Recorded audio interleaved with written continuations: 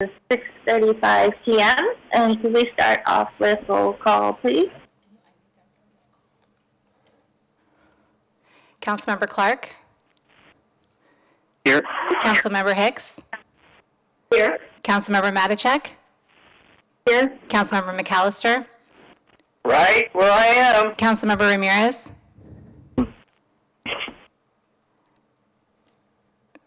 Vice Mayor Kamei? Here. Mayor Abikoga?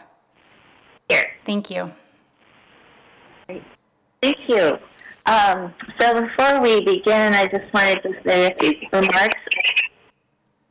I'd like to welcome and acknowledge my fellow council members online here this evening. Today is day 11 of the shelter-in-place order as a result of the coronavirus pandemic.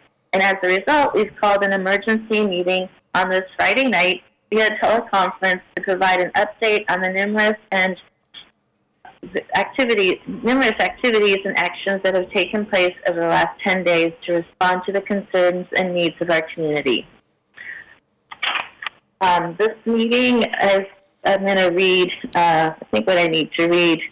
This special meeting will be conducted in accordance with State of California Executive Order N29-20, dated March 17, 2020. All members of the City Council will participate in the meeting by video conference with no physical meeting location. This meeting is being broadcast live at mountainview.registrar.com, on YouTube at mountainview.gov/YouTube, and on Comcast Channel 26.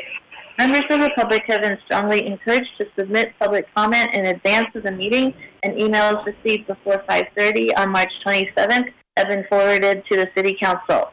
Emails received after 5:30 and prior to the mayor announcing that public comment is closed for each item. You are muted. Set the time to 2 minutes, and all emails received will be entered into the record for the meeting. Members of the public who would like to provide comments to the council and are unable to send an email, please call. Actually, I guess time has passed, so that was up to 5:30. And please identify the agenda item at the beginning of any of your messages if you can. So with that, just a few more things I just wanted to say. I know that many people in our community are experiencing uncertainty and challenges in light of this pandemic, and I'd like to reiterate and emphasize that our City Council and especially our city staff have been working around the clock to address as many of the issues raised as possible and as quickly as possible. Tonight we have agenda items that are responding to these issues. I'd like to thank city staff for working hard to implement so many initiatives to respond to the many needs identified and to ensure the health and safety of all Mountain View residents. I'd also like to thank our colleagues in neighboring jurisdictions, our county, state, and congressional elected officials, our nonprofits, and our private sector partners who we have been working with collaboratively to identify needs, resources, and services. We'll be hearing about and discussing some of these collaborations this evening. I wanted to especially acknowledge our Assemblymember Mark Berman, who called me last week to check in on our city, as well as Congresswoman Anna Eshoo, who I understood flew back to D.C. last night to vote on the coronavirus stimulus package that will hopefully bring relief to many of our community members.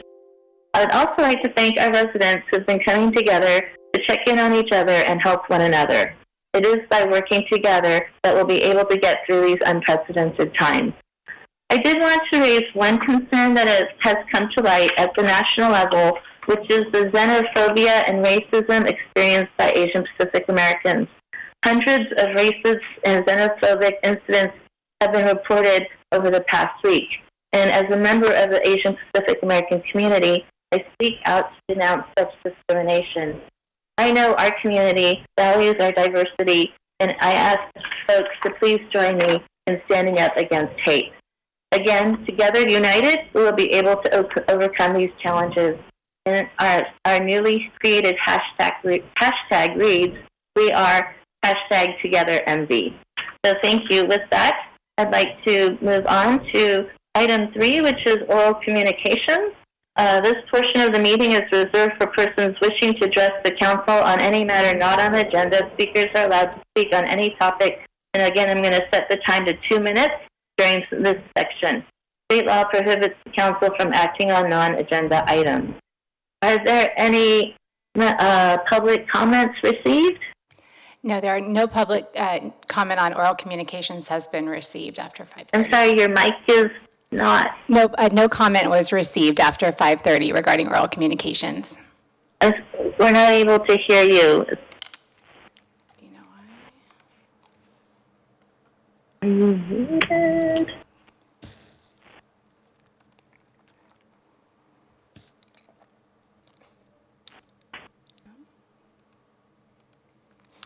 Can you hear me, Margaret?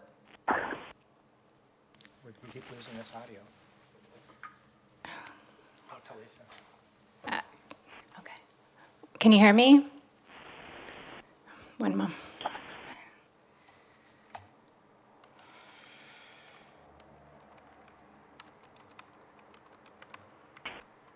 We're losing communication in the chambers. There were no oral comments. But there were no oral comments. Thank you. Thank you, Councilmember Matichak. We will move on then to item 4, unfinished business. Item 4.1, the hashtag Together MV update and recommendations. And we have a staff presentation by our city manager. Is that correct? Is it city Yes. manager? Yes. Thank you. So there is a presentation, and I believe that Roger will be pulling that up on the screen. So while he's doing that, I just wanted to say good evening to everyone. These are certainly unusual times. I know this is the first time that we've ever met on a Friday night and also through video conference. Someone described it to me as being like Haley's Comet. Doesn't come around very often. So I appreciate your leadership and flexibility as we do things a little bit differently. And I really want to start off by acknowledging the hard work of staff over this past week to prepare tonight's agenda for your consideration. The team has been working day and night, 7 days a week to devise creative programs and recommend solutions to the council in an effort to support our community during this evolving emergency. Staff enters the public sector to serve others and to make our communities a better place. And never before has this been on such full display as during the present crisis over the last week or so, when I've had the pleasure to work with staff through developing these solutions. So the agenda item before you tonight is intended to provide additional support measures for all sectors of our community. These recommended measures build upon the $500,000 rent relief program that Council approved just last week in an effort to provide relief to community members. I'll begin the presentation by talking about the new programs and initiatives proposed for your consideration, and then I'll provide updates on other measures the city is working on. But before that, I want to explain the hashtag Together Mountain View a little bit further. The goal of the Together MV effort is to connect our community and provide a bridge through this crisis, knowing that we are in difficult times now and knowing that there are hard times ahead of us, and we are in this together. As part of this effort, at the start of next week, an online donation portal will be live on the city's website where individuals and companies may donate funds to help with the efforts that we will be discussing this evening. Next slide. First, I want to paint the picture of how quickly things have moved to get us from where we were just 2 weeks ago to today. So in a little over 2 weeks, I declared a state of emergency for Mountain View. The local emergency was ratified by Council last week on Tuesday, where you approved the $500,000 rent relief package. That same day, 6 Bay Area counties issued a shelter-in-place order and non-essential city services were paused, city facilities were closed, and most of our workforce began working remotely except for employees who provide essential services.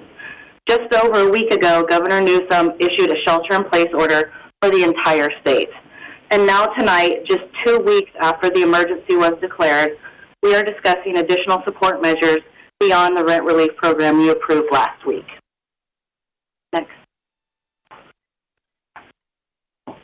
Next slide. So I also want to illustrate the city's priorities during this crisis. First, the city will continue to educate our community members about the importance of the shelter-in-place order and the importance of practicing social distancing. The city continues to provide essential services, police, fire, water, sewer, and other essential services that are still being performed at the highest standard. This is critical to maintain the health and safety of our community. We're also providing support and resources to the community, particularly to those most vulnerable. This includes the action Council took last week and the recommendation before you this evening. Our priority is to provide frequent and transparent communications through a variety of efforts, including our website, social media, the community briefing, email blast, and through personal outreach. Now moving to staff's program recommendations. The success of small businesses is important to the economy and contributes to the vitality of the Mountain View community. We know that the shelter-in-place order greatly reduced businesses' ability to maintain regular operations, and it is greatly impacting revenue as well as employees. Some businesses have closed, or they have stayed open with reduced staff and customer access. Staff have been working closely, daily, with the Los Altos Community Foundation to devise a program to quickly disperse funding for small businesses in Mountain View. To date, $400,000 in private donations have been pledged to the fund, $350,000 of that for the grant, and $50,000 to help businesses market themselves after the crisis. Staff recommends that the city appropriate up to $400,000 in funds from the general non-operating fund to support small business relief efforts. Staff are still working hard on this framework, and it will be final within the next couple days. But it is envisioned that a maximum grant or loan amount could be set at $10,000. This means that a minimum of 80 Mountain View small businesses could potentially receive assistance. Additional donations to the Together Mountain View Fund would increase the funding available and the number of businesses that could receive assistance.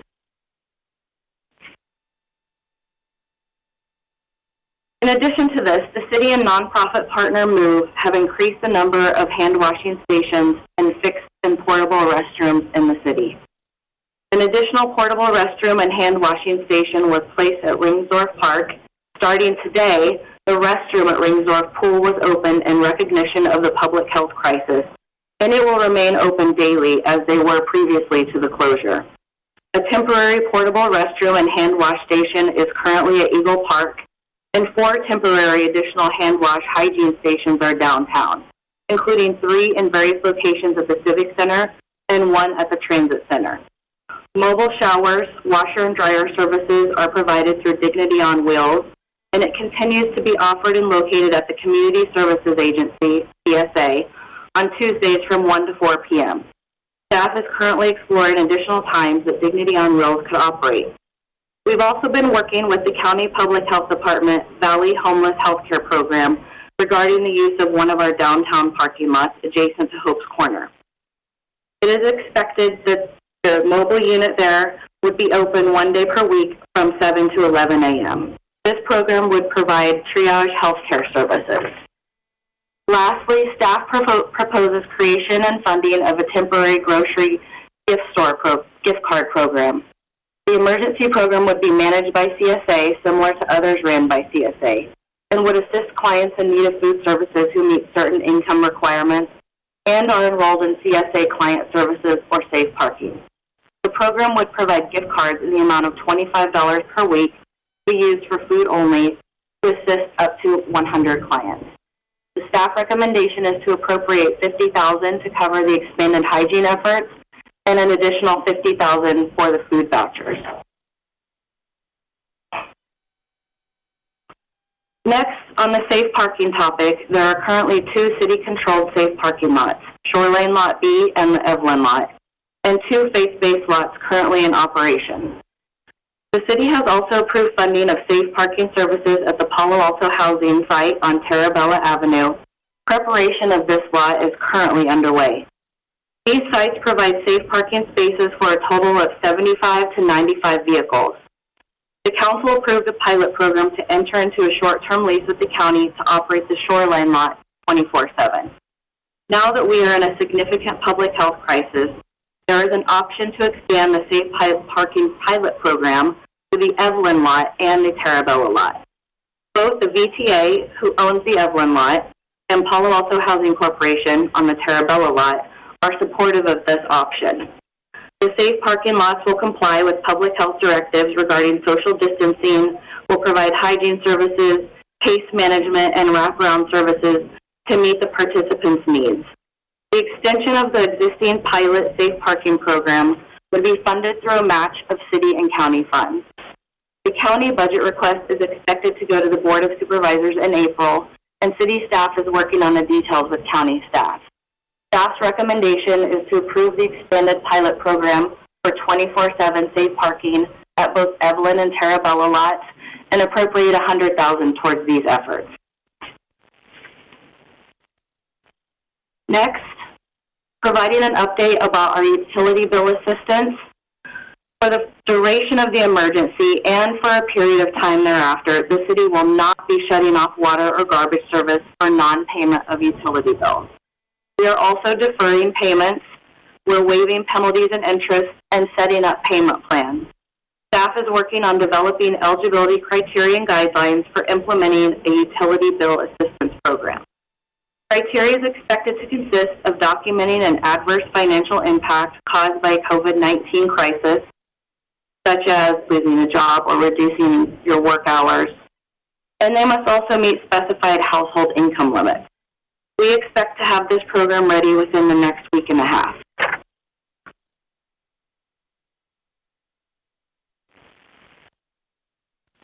Now I'd like to turn to providing updates.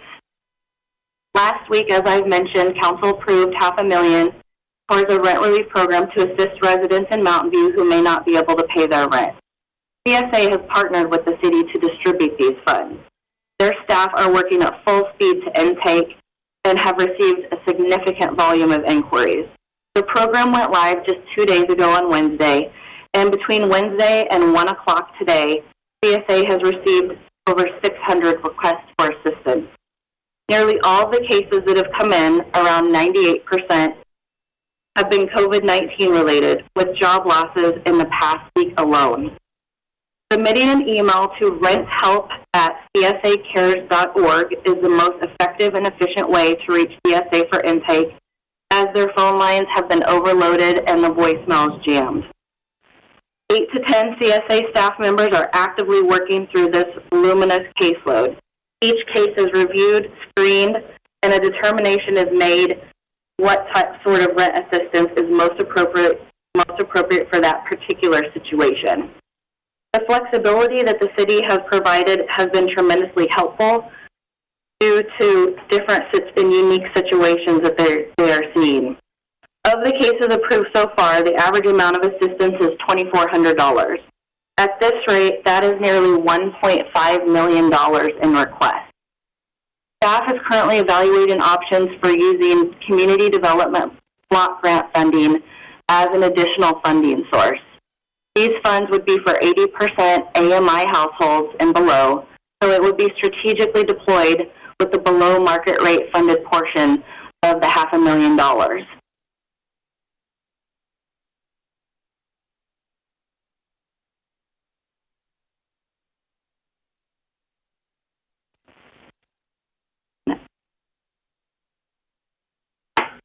Also wanted to provide an update on mortgage relief for homeowners. So the city has little authority to require lenders to suspend mortgage payments or implement a moratorium on foreclosures.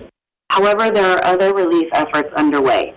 The Federal Housing Administration has enacted an immediate foreclosure and eviction moratorium for single-family homeowners with FHA-insured mortgages for the next 60 days. In addition, the Federal Housing Finance Agency announced that Fannie Mae and Freddie Mac will offer mortgage forbearance to multifamily property owners affected by the COVID-19 pandemic, with the condition that they suspend evictions for renters who can't pay rent due to the pandemic. The forbearance is available to all multifamily properties with a Fannie or Freddie-backed mortgage, and the eviction suspensions are in place for the duration of time a property owner remains in forbearance. This could provide relief to landlords who own multifamily rental properties and have tenants who are unable to pay their rent due to COVID-19. Staff also understands that a significant percentage of mortgages are backed by Freddie Mac or Fannie Mae, and there's anecdotal evidence that they back up to 90% of all mortgages. And I forgot to mention on the previous slide that an $11 million fund was set up countywide to assist folks who are in need, very similar to the program that we set up in Mountain View. And that fund also went live this week, and that funding of $11 million was depleted in less than 3 days. So as previously mentioned about that, the fund could be available for housing costs, including mortgages, but it's likely that most of those funds will go to assist renters.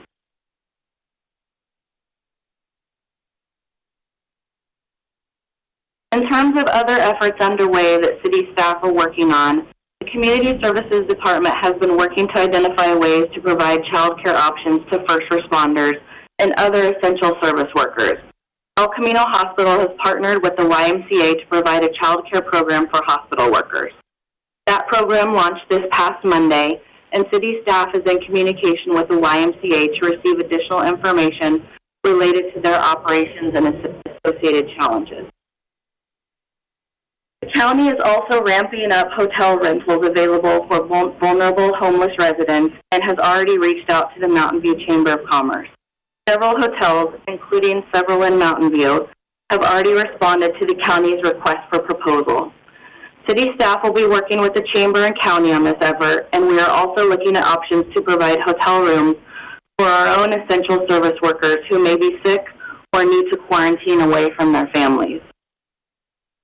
CSA is also working to gather needed resources and will begin operation of an updated senior nutrition program over the next week through a drive-up distribution model similar to what other county programs have implemented. The Chamber is also working with Avenidas to partner up with restaurants to bring meals to seniors. Then I wanted to provide an update on one of the latest things that happened just today.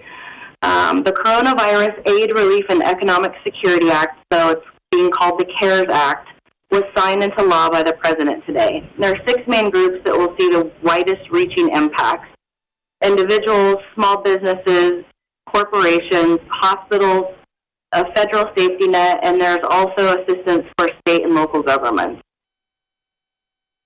The package includes one-time payments to individuals, extra unemployment payments to individuals, additional health care funding resources, small business emergency grants for immediate operating costs, loans to small businesses to cover payroll or to pay rent, additional funding for food banks, and additional funding for community development block grants.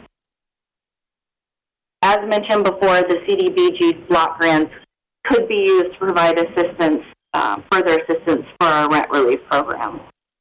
And then I also wanted to just highlight the partnerships and collaboration that have been underway in the past 2 weeks alone. The city's key focus really has been working with our community partners to implement and devise these solutions for the benefit of our community. And as you can see, the close collaboration that's underway with all of our partners includes the County of Santa Clara, Supervisor Simidian, regional cities, of course CSA, MOVE, Hope's Corner, Palo Alto Housing Corporation, the Chamber of Commerce, Central Business Association, Los Altos Community Foundation, and our school districts. These are partnerships that have been instrumental to staff working through these different programs and devising solutions, and we're very thankful for their continued collaboration and support as we work on these items. And then I also wanted to mention that there is an opportunity for the public to get information on almost a daily basis. We know that communicating quickly and effectively is critical right now, and our strategic communications team is working hard to update the website daily, even hourly, to provide information through our social channels. So I wanted to make sure that the public knew that they could text MV-COVID to 22828 to receive the community briefing update, and it will be sent right to your email.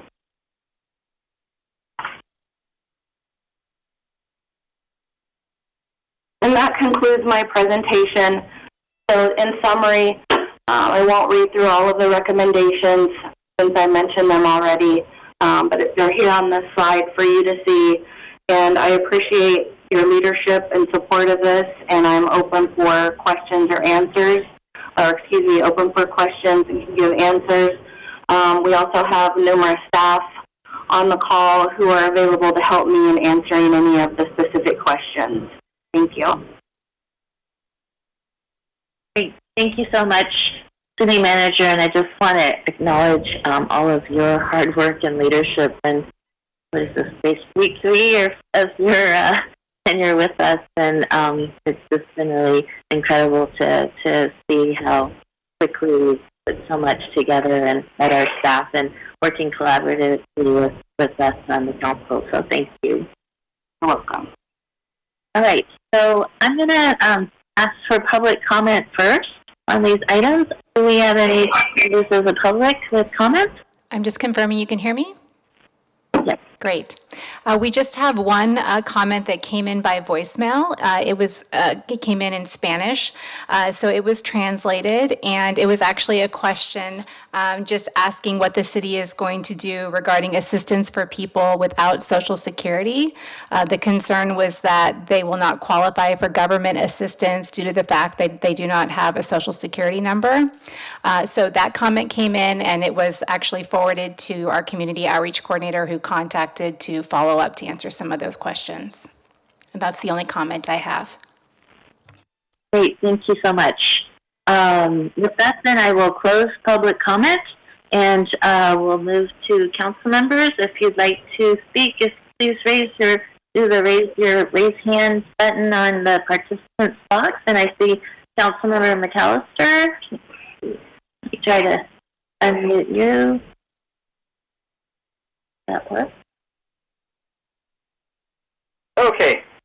This is going to be interesting how we go through this, but I had a couple of questions that were raised by the council questions, and I know things were moving at a fast pace, and a lot of the projects will be vented once the money's been allocated. But I just wanted to start off with my first question, that when we're looking at the definition of small businesses, in the staff report, it says, while a small apartment complex is considered a small business, it's not a retail business. As we go through the small business assistance, how is what is considered a small apartment complex, number of units, and do they qualify for all these other small business entitlements that we're talking about now?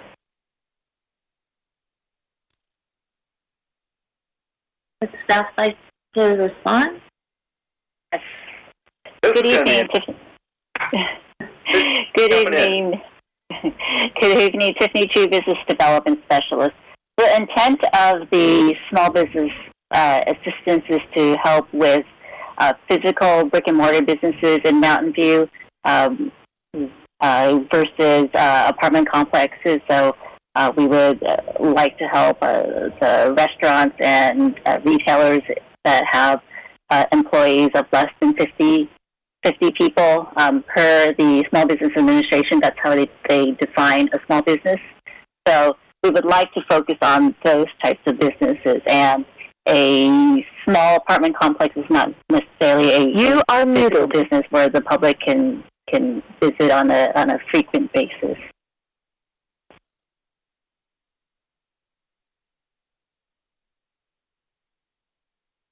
What is considered a small apartment complex? How many units?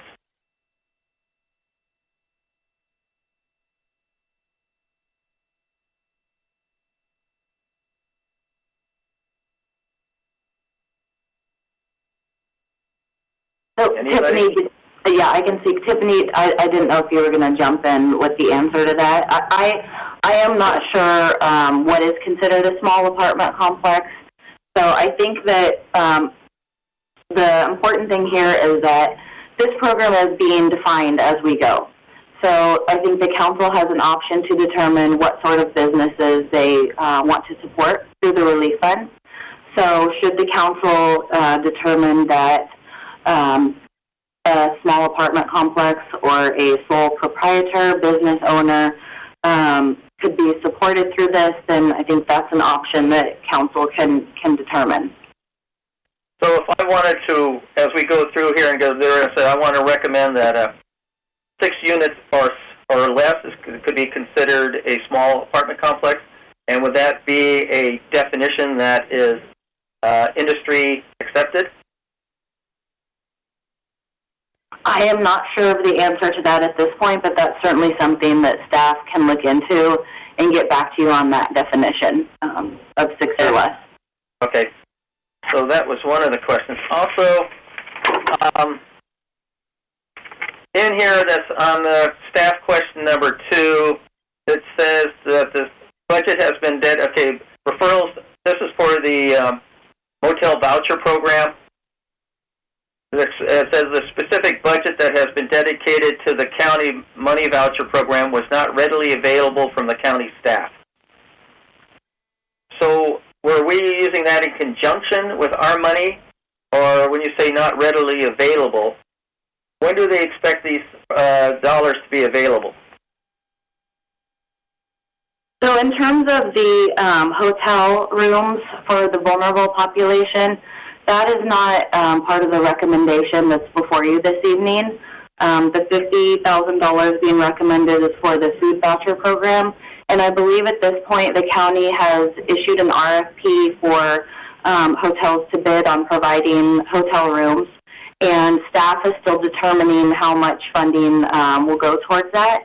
And I would ask Audrey if you have more information on that to speak to that piece of it.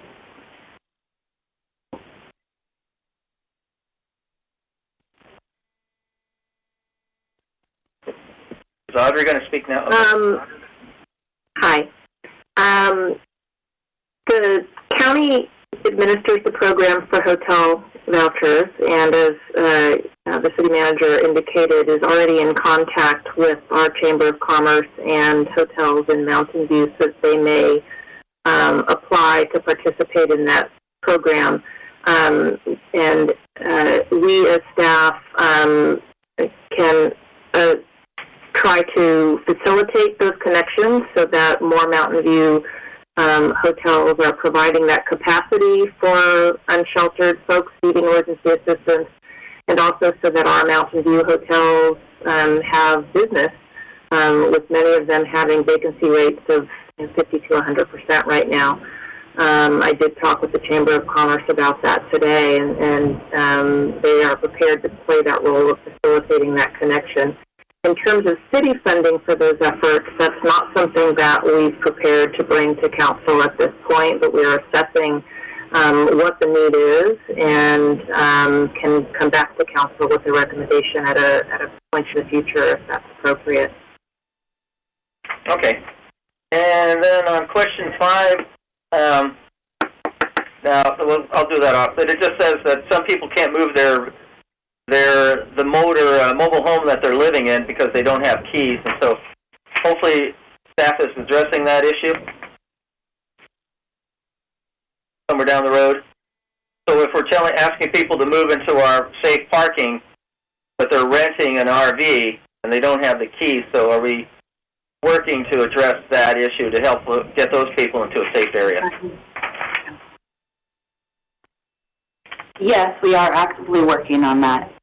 Okay. And those are my questions for now. Thank you. Thank you. I have Councilmember Hicks, then Matichak, then Vice Mayor, and actually, Kimberly Thomas. Did you have any comments? No, thank you. I was going to respond to that question, but it's fine. Okay, thank you. So we'll go to Councilmember Hicks, then Matichak, then Vice Mayor, and then Senator Ramirez. So Hicks. Okay. You ready for me? Yes. So I'm trying to sort out in my mind the optimal use of the rent relief program versus the small business program. And kind of jumping off of Councilmember McAllister's question, the way I'm thinking about it is that our rent relief program gives monies directly to landlords. So wouldn't that be considered a renter's relief program, but also a landlord relief program, thus making a separate program for brick and mortar businesses would make sense if that's the way we thought about it. So I'm wondering if that's something that staff has discussed. That's my first question. I guess the first part of my question is, doesn't that rent relief money go directly to landlords? Yes, the rent relief money gets provided to landlords to pay for the rent for whoever the resident is that has applied for and is receiving the rent relief. So, yes, it does benefit both the renter in paying their rent and also the landlord in receiving the rent. So if that's what you mean by framing your question, yes, it does benefit both parties in that aspect. Right. So that was my question, and that kind of helps me sort out why we would need two separate programs. And then my second question is also regarding something that Councilmember McAllister brought up in terms of assisting people living in mobile homes who or RVs who cannot move their RVs. I know that some cities have rented out their own RVs for safe parking. I'm wondering if staff, and this may be something we visit down the road rather than immediately, but I'm wondering whether staff has ever looked into doing that so we could kind of transfer out of the situation where we have people renting RVs that are immobile to people. Is that something that people have looked at in any way or are willing to look at in the future?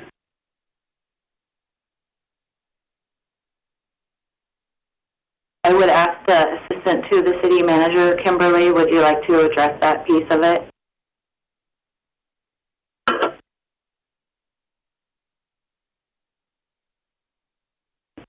She's on mute.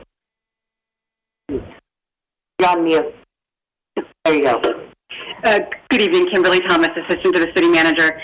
Yes, on that topic, the governor, as of last Thursday, is putting, I believe it's a number over 1,000 that are coming out throughout the state. That's going to be coming down to the continuum of care, which for us is through the county and the Office of Supportive Housing. We don't have status yet on whether any of those units will be available, but it should align itself in accordance with the point-in-time count numbers. And as you may recall, Mountain View was one of the cities that had a significant increase. So we are monitoring that. We've not looked at it specifically as a direct cost on behalf of the city to purchase RVs. Okay. Okay. Thank you. You bet. All right, I will move on to Councilmember Manichak. Thank you. Just one quick question. I'm sure staff has done a lot more than made it to the staff report, because I know you've been working day and night on lots of different topics and lots of different areas. One of the suggestions we had was allowing some of our businesses to have signage or something outside that would aid in the delivery or takeout of food. And I was wondering if we had looked at that already, like easing the rules a little bit, because that's actually prohibited right now. We are coordinating internally about relaxing some rules to allow businesses to put signs out for essential businesses that are still open.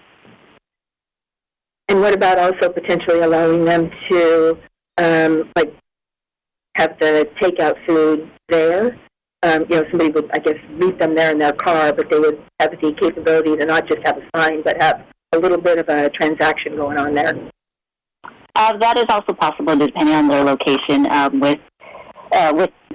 Particularly in the downtown, I think that is an option, particularly with the alleyways, and also there's not many people in downtown right now, so there's the ease of being able to pull up next to a restaurant and picking up the food. I know businesses are trying to accommodate customers as much as they can. Mm-hmm. Yep. Thank you. Great, thank you, Councilmember Matichak. We'll move on to Vice Mayor. Hello. So my question is for the city manager. So one of the things I know that we are actively doing is reaching out to residents in other languages. Wondering if you could share a little bit and highlight a little bit more in terms of the outreach that's being done related to our translation services. Yes, I can do that. So thank you for the question, Vice Mayor Kamei. We are translating into Spanish, Chinese, and Russian all of the very critical pieces of information that need to go out. Excuse me. The COVID-19 information. We've translated the rent relief program information. We are actively working with community partners who service members of the community that speak Spanish, Russian, and Chinese.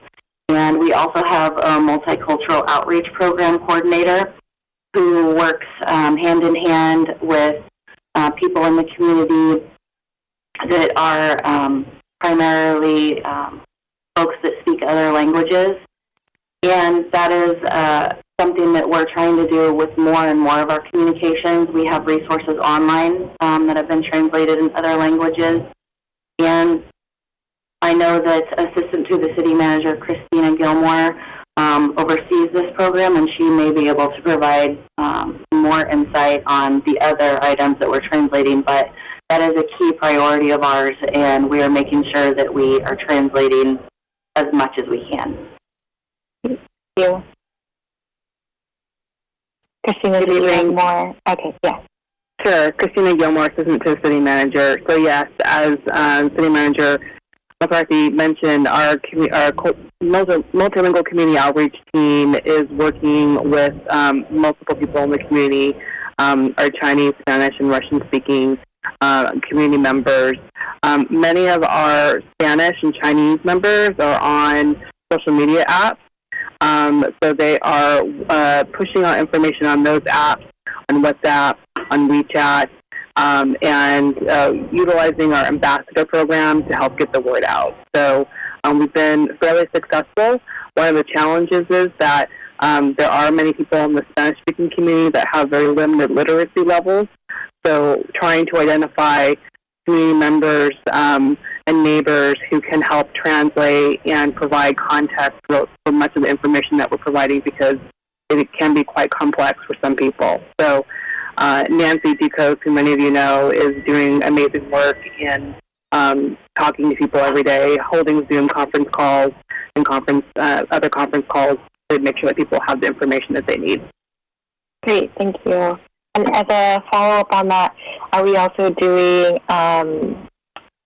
outreach to our small business owners, maybe some of our landlords who are not native English speakers? I would refer to Tiffany to talk about small business. We haven't explicitly reached out to small business who are non-English speakers, but perhaps many of the groups that we are reaching out to, within those groups there are some small business owners. I don't know if there is been specific small business outreach to those people. I can add, yes, we will be reaching out to small business owners next week. We're compiling as much information as we can to reach out to them, working in partnership with the Chamber and the CBA. And when we need translation assistance, we'll let Christina know. Great. Thank you so much. Those are my questions. Thank you, Mayor. Thank you.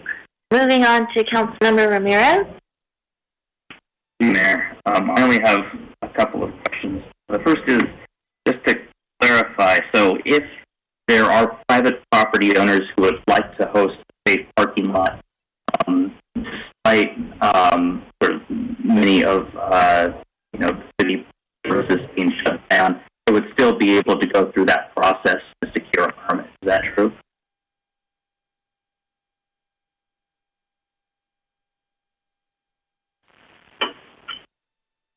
Yes.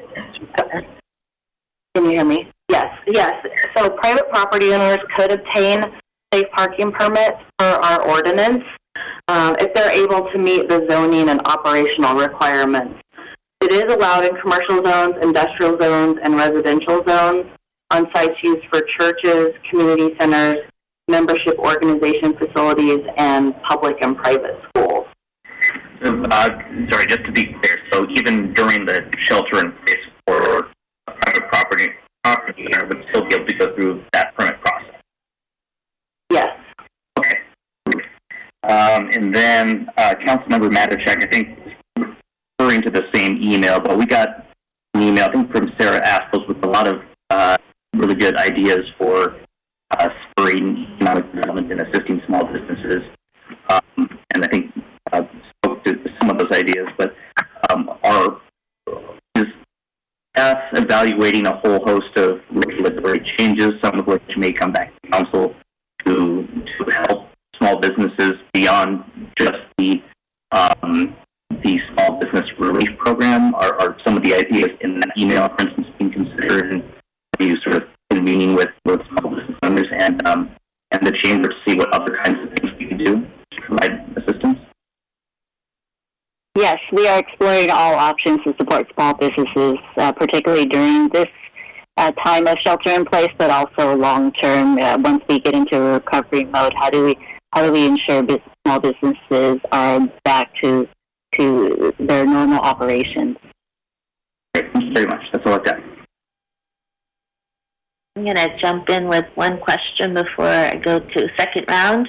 I was reading, I can't remember if it's state or federal funding is going to come down, and I thought I read that the county of Santa Clara is supposed to receive about $1.7 million in funds for, I think it's for homelessness. But my question is, the funding that we are being asked to approve tonight, are there opportunities, has there been conversation yet with the county as to how some of this might be reimbursed? Or, you're asking for matching funds, for instance.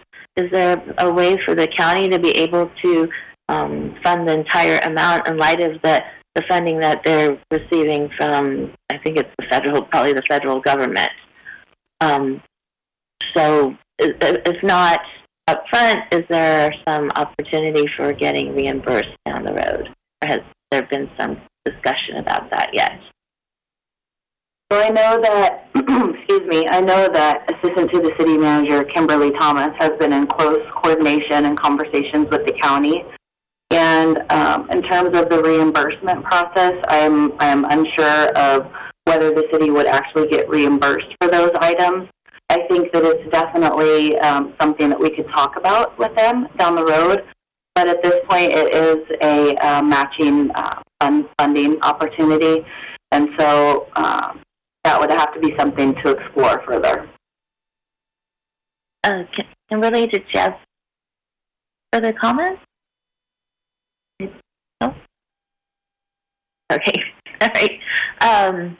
Okay. I guess I hope that we do explore that.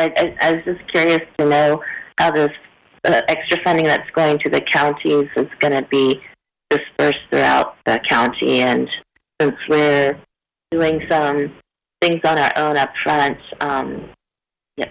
which I think could qualify for county funding, I was just, I would like to see that we try to pursue some reimbursement if we can. And we can certainly do that. Thank you.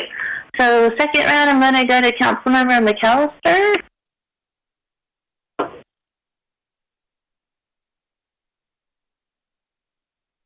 Oh, you're unmuted. You have to unmute. There you go. Okay. The city manager mentioned that 600 people requested our rent relief funding. So I would like to follow up. Somebody could follow up with me to say actually how many of those 600 qualify, to start giving us a data, so how many are coming in, so forth. So if we could get that, that would be greatly appreciated as time goes along. Also, I was thinking about the small business, and Councilmember Hicks made me think about the small apartment complex.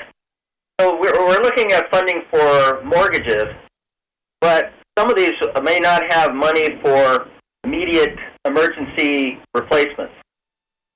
And my question is, would then they be available to go and get a small, let's say a water heater blows out or something, or there's something, mold is found in the property, or a roof has to be replaced, something that's a necessity to maintain the livability of a property. Would they be able to get that funding, emergency funding, through us? Would that small business be able to qualify for that type of money through our small business grants? So, Councilmember McAllister, I think, we have the ability to set the parameters of the grant, and should that be something that the council wants to do, I think we could put that option in place.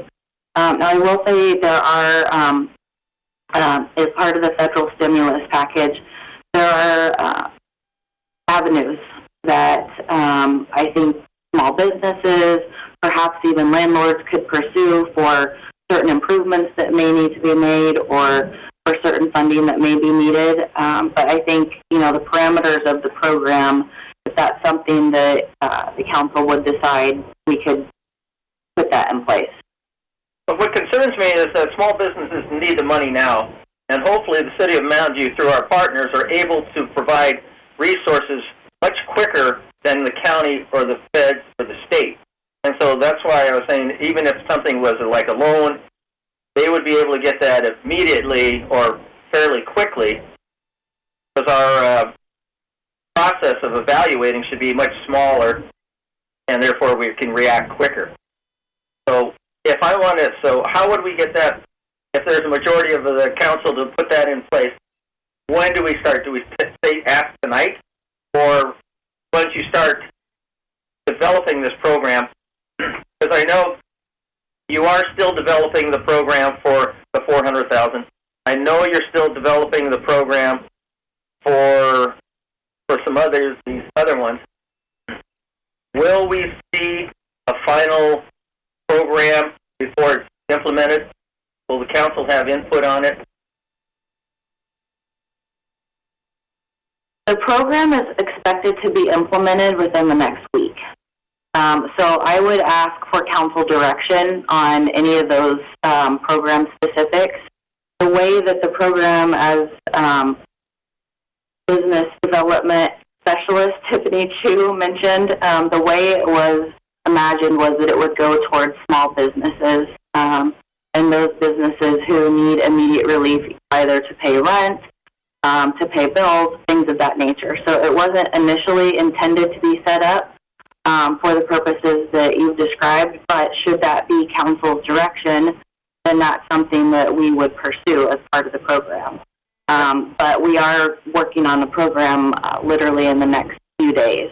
So I would ask council to provide direction tonight should you want to put different parameters in place than what has been described.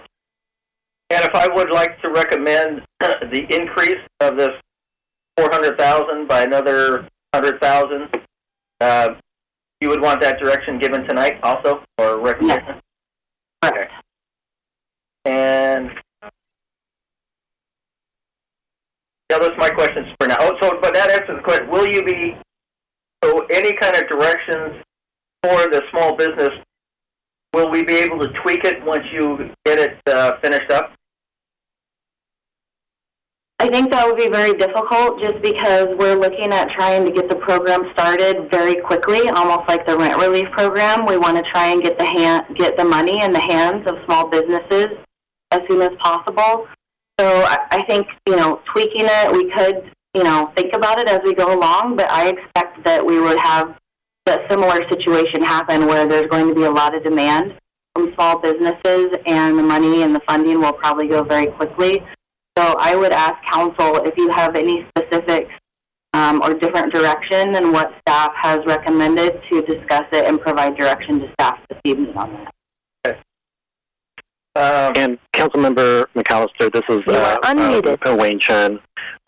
To respond to your first question regarding the caseload profile for the rent relief program, as the city manager mentioned, there is a caseload of 600 folks a staff of 8 to 10 are working through it as quickly as possible, but the latest information that we received from the CSA staff is 98% of the caseload they've worked through qualify under the rent relief program parameters. Thanks, Wayne. Was that just this week, that 98% qualified? Yeah, the program just launched on Wednesday, and it's only been 2.5 days, but as of late yesterday, it was a 98% qualification rate based on what they've received as of late yesterday. And a follow-up on Councilmember Matichek of what we're doing for small businesses in the way of relaxing code enforcement. Will that be a memo to us, or how will we know what the city is doing to help small businesses on the small day-to-day activities? Yes, we can look into all of those ideas and suggestions and provide a memo back to the City Council on all of the things that we're looking into and all of the regulations or code enforcement that we're going to be either changing or relaxing a little bit. And I think that's the easiest way to do it, is to come back to Council with the work that staff has been able to do. And we're also working with the Chamber of Commerce and the Central Business Association on a bunch of ideas, and we've received other ideas from business owners, and I think all of those are things that we're exploring and working on, and we can certainly come back to Council with an update. You are muted. Okay, thank you. Thank you. Any other council members wishing to speak? And if not, I'm happy to entertain a motion. Perhaps Councilmember McAllister, let's go to Councilmember Ramirez first. Well, I was going to move the staff recommendation. Councilmember McAllister wanted to provide some other ideas.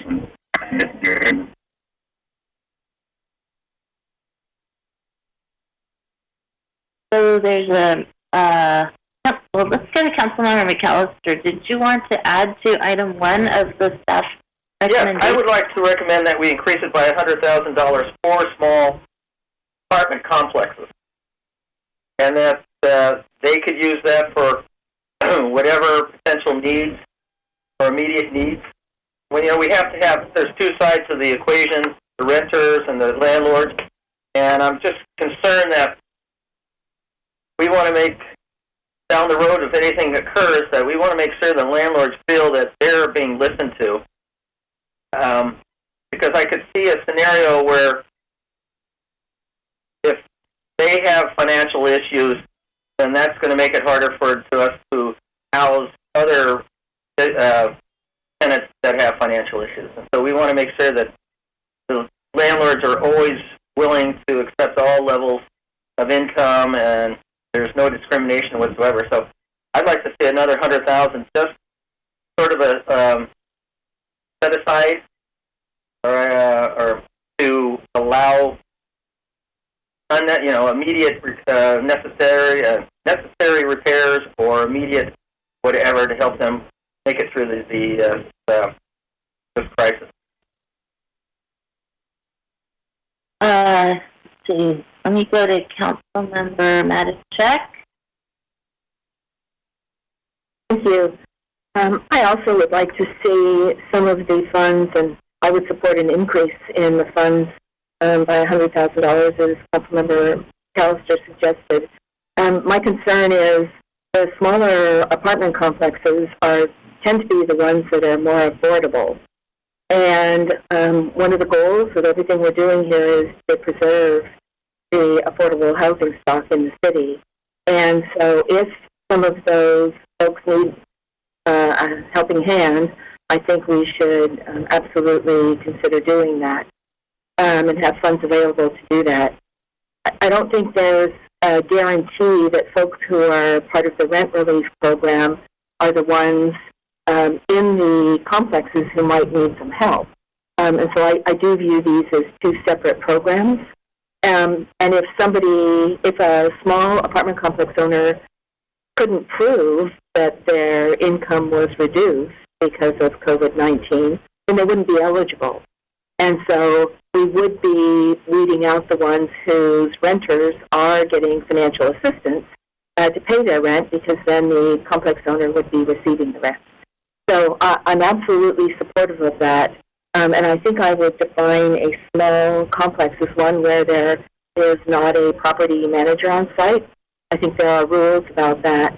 And so that might be somewhere around like 15 or fewer units would be considered a small complex. But I'm very supportive of what Councilmember McAllister said. Thank you. Thank you. Councilmember Clark.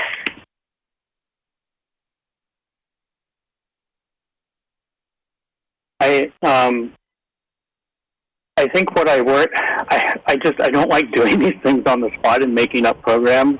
So while I'm generally okay with the sentiment, I think we need to talk about how we would structure that extra 100. I think it should only be small landlords. It should be limited to, I think 15 units is a lot, and I think it should be structured as short-term, low-interest loans. I don't think it should be sort of like we're doing with tenants, where we're simply just replacing revenue stream. I think the greatest need would be to sort of provide short-term, low-interest loans that sort of cover the drop in the revenue that they would receive. Anyway, at a very high level, I'm supportive of the staff recommendation. I think the bulk of our efforts here should be to support primarily retail, primarily job creators, right? So landlords, with all due respect to landlords, they aren't really job creators. They're providing roofs over people's heads, which is really important, and we want to maintain the affordable housing stock there. But I think if we're going to do something for landlords, we should structure it like what Councilmember McAllister and Majtek said, where it's a separate bucket of funds, and it should be on something that we sort of structure primarily is short-term, low-interest loans to cover those who aren't getting that rent revenue stream that they had before, and that they can pay it back, once the sort of forgiveness of evictions is over. So it's not that I wouldn't support that. I just think that we need to think through it as I'm not sure how far $100,000 is going to go, but I'm open to setting that aside and trying to come up with a program if we can. I just don't want that to hold up the rest of this package, because I think the most important thing that we should be trying to do is to get money into the hands of retail businesses who I think are at most risk because they don't necessarily have an underlying asset like an apartment complex owner might. Thank you. Moving on to Councilmember Hicks. Okay, well, my comment was I could have pulled my hand down, only I don't know how to with this technology. My comment was essentially the same as Councilmember Clark's, that to me, I think, but I guess my way of putting it is that I think almost all brick and mortar businesses are experiencing a tremendous loss right now, and that the $400,000 is very little for that. I think the landlords may, over time, and some of them may have to lower their rent. So I guess I could only, I'm supportive of an additional fund if it is targeted at very small landlords, and they do have to have proof that it's a COVID-19 related problem. But I agree that and that it should be loans, but that my main focus, I think, I would hate to have it a part of the $400,000 or $500,000 fund and have the majority of it taken over by small landlords. I want to make sure that we do reserve the $400,000 for the brick and mortar stores, because I think that those are the most impacted by this crisis.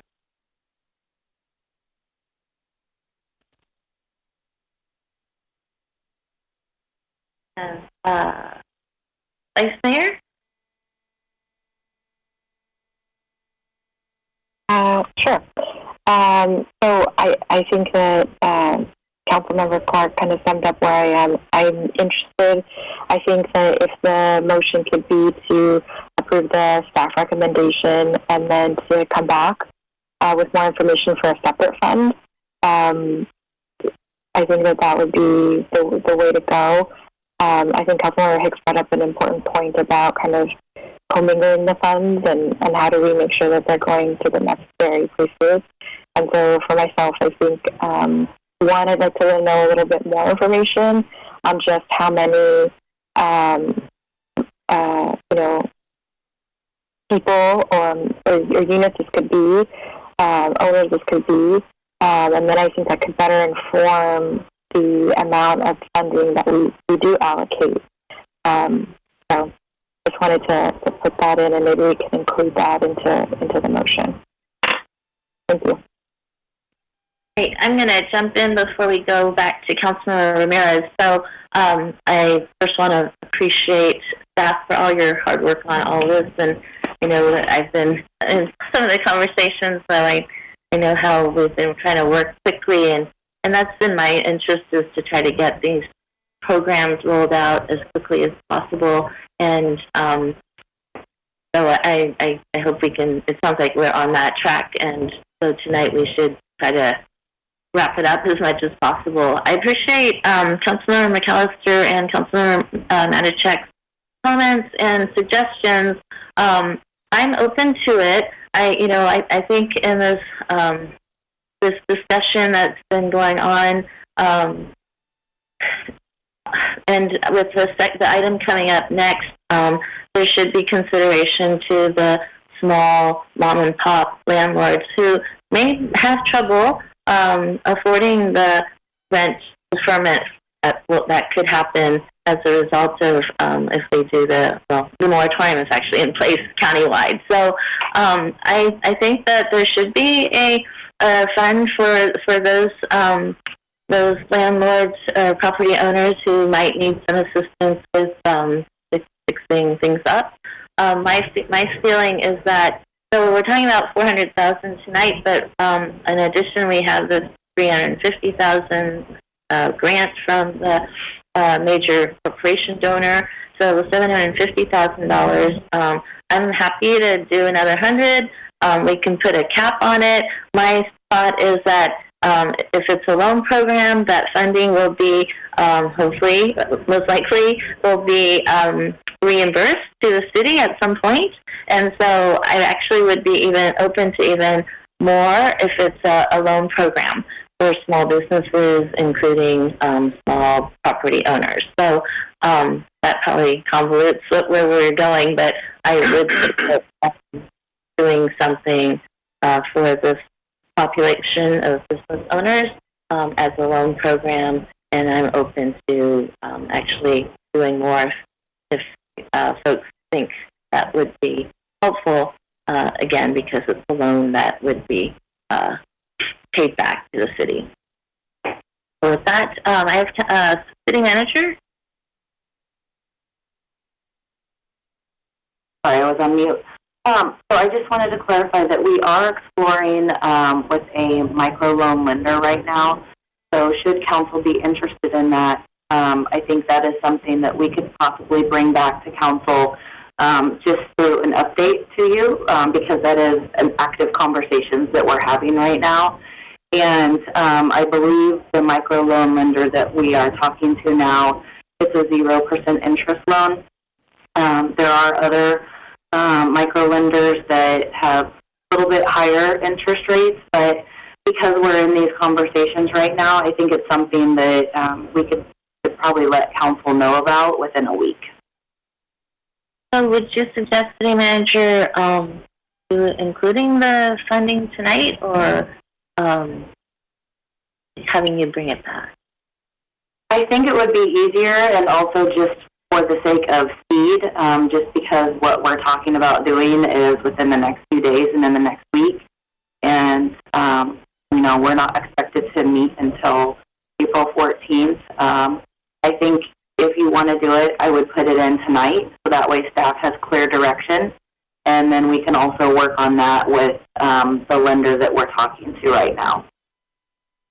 And my understanding with the microloans is that whatever we set aside isn't necessarily the amount that gets loaned out that it could be, and I don't know exactly how it's worked, but there could be leveraging of other funds for these businesses. Is that correct? Yes, that is how it works. Yes. So whether we put aside $100,000 tonight or something else, does that make a difference to you?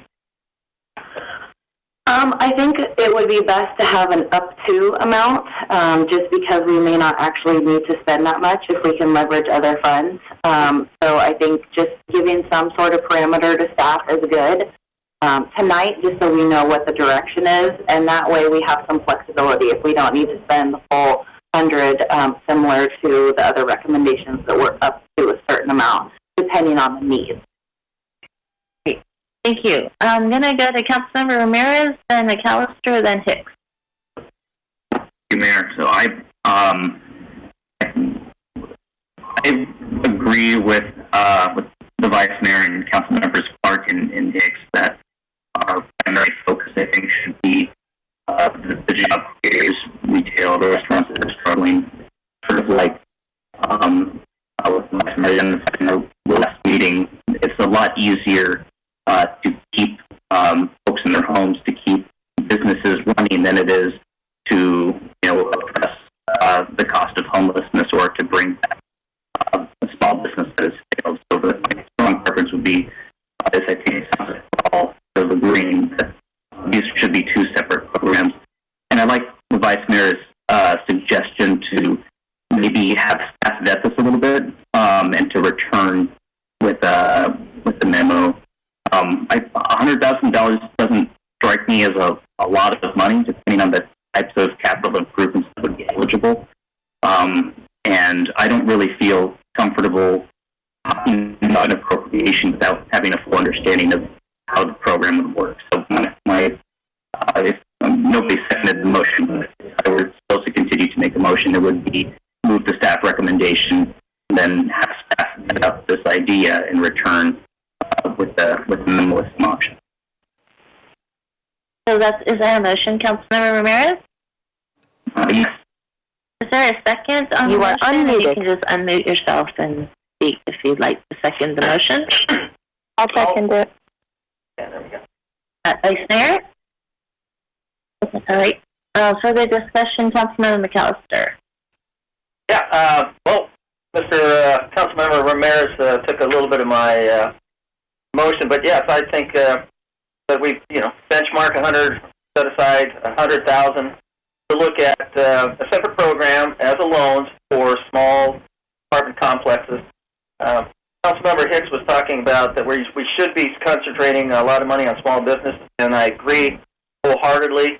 But as we have this as a small little set aside, they do small business or small apartment complex do hire plumbers to come in. They do hire gardeners and so forth, and so this could be immediate relief for them. Again, quicker, but it's a loan back. So yeah, I support this 100,000 and setting this up to look at how we can accommodate as many people as possible. Thank you.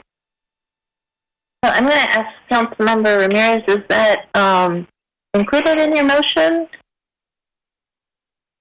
My strong preference would be for staff to return with an appropriate figure. I think this isn't something that I've heard about in the correspondence I've received, and it may be that 100,000 is appropriate, or maybe we need more.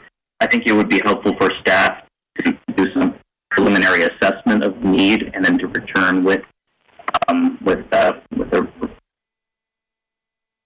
not comfortable with 100,000 right now because it strikes me as an arbitrary figure. And I think as with the rent relief program and the small business relief program, all of these programs, I think there may be so much demand that there will be requests for the city to continue to provide more funding. And I want to be sensitive to that. There's not going to be, an unlimited amount of funds to for this kind of stimulus. Councilmember Matichak. Thank you. So I actually would like to see this part of the motion, and because it's a loan, I think 100,000 is a good start. It might be that we need even more, but we would let staff come back to us. You are muted. The details of the program, but at least they have some idea of what we're working with here to develop the program around. From my perspective, we're just earmarking it for this, but we need to know the details of the program. But we're telling staff, yes, please go ahead and put together the program. And they might come back and say, you know what, actually it should be, $400,000 of loans. And we can address it at that time. But to let them know we want to pursue this. So I would be supportive of including that in the motion. Thank you. Councilmember McAllister.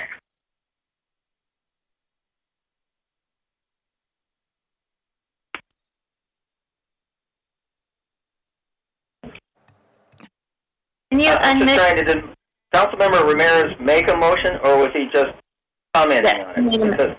The motion, Vice Mayor seconded it, and it was to approve staff recommendation and include directing staff to come back with a proposal for a loan program for small property owners. Yeah, I would like to have everybody consider that the $100,000 is an earmark. It could be more, it could be less, as Councilmember Matichek said. But the city manager said that if we want to go forward with this, we need to have some kind of parameter, something, a little bit of meat to this potential program. And if we're not meeting for another 2 or 3 weeks, it could be detrimental to some people. We're not saying that we're going to spend it, but we're just, we're going to get some parameters on how we're doing it back. Councilmember Ramirez, we're looking at the small business program right now that the parameters are still being developed. So, when you say you don't want to authorize money for a program until it's fully vented, a lot of things that we're doing right now is that we are trying to get the wheel moving and get programs in motion, because it is a quick evolving world right now because we don't know how to respond. So earmarking $100,000 and have staff come back, I think, is the most appropriate way and efficient way to get something potentially looked at, so that if it does come up as a need, we can do it. So I would recommend that if that's your motion, then I will make a secondary or another motion to include the $100,000. So I'm asking which way you want to go on that, Mr. Ramirez.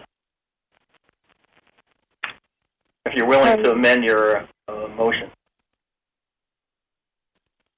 Councilmember Ramirez, do you want to respond to that? I'd be curious to hear what others have to say. I think I'm always uncomfortable with what appear to be arbitrary figures. I don't know what our budget's going to look like over the next few months, and even if they're loans, this is a highly speculative idea. It would have been nice to have a sense of some of the program details before we allocate funding. So if other members of the council are supportive, I'll go with it. But I would like to have staff flesh it out a little bit more.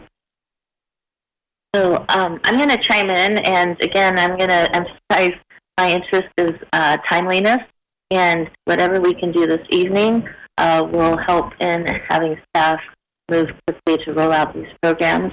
Yes, a lot of this is, it's not, we're just going as we can, day by day. I think that the extra $100,000 as a loan program can work. And I've been learning a lot about microloans and whatnot too, and staff has already been looking at that. So to simply add small property owners into the loan program to do fix the simple improvements, like if a door needs to be fixed or whatnot, and we can set similar parameters, like if it's $10,000, maybe that's what it is.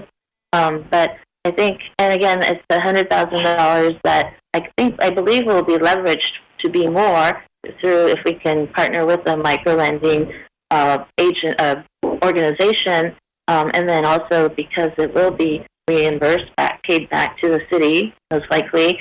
I feel comfortable with that.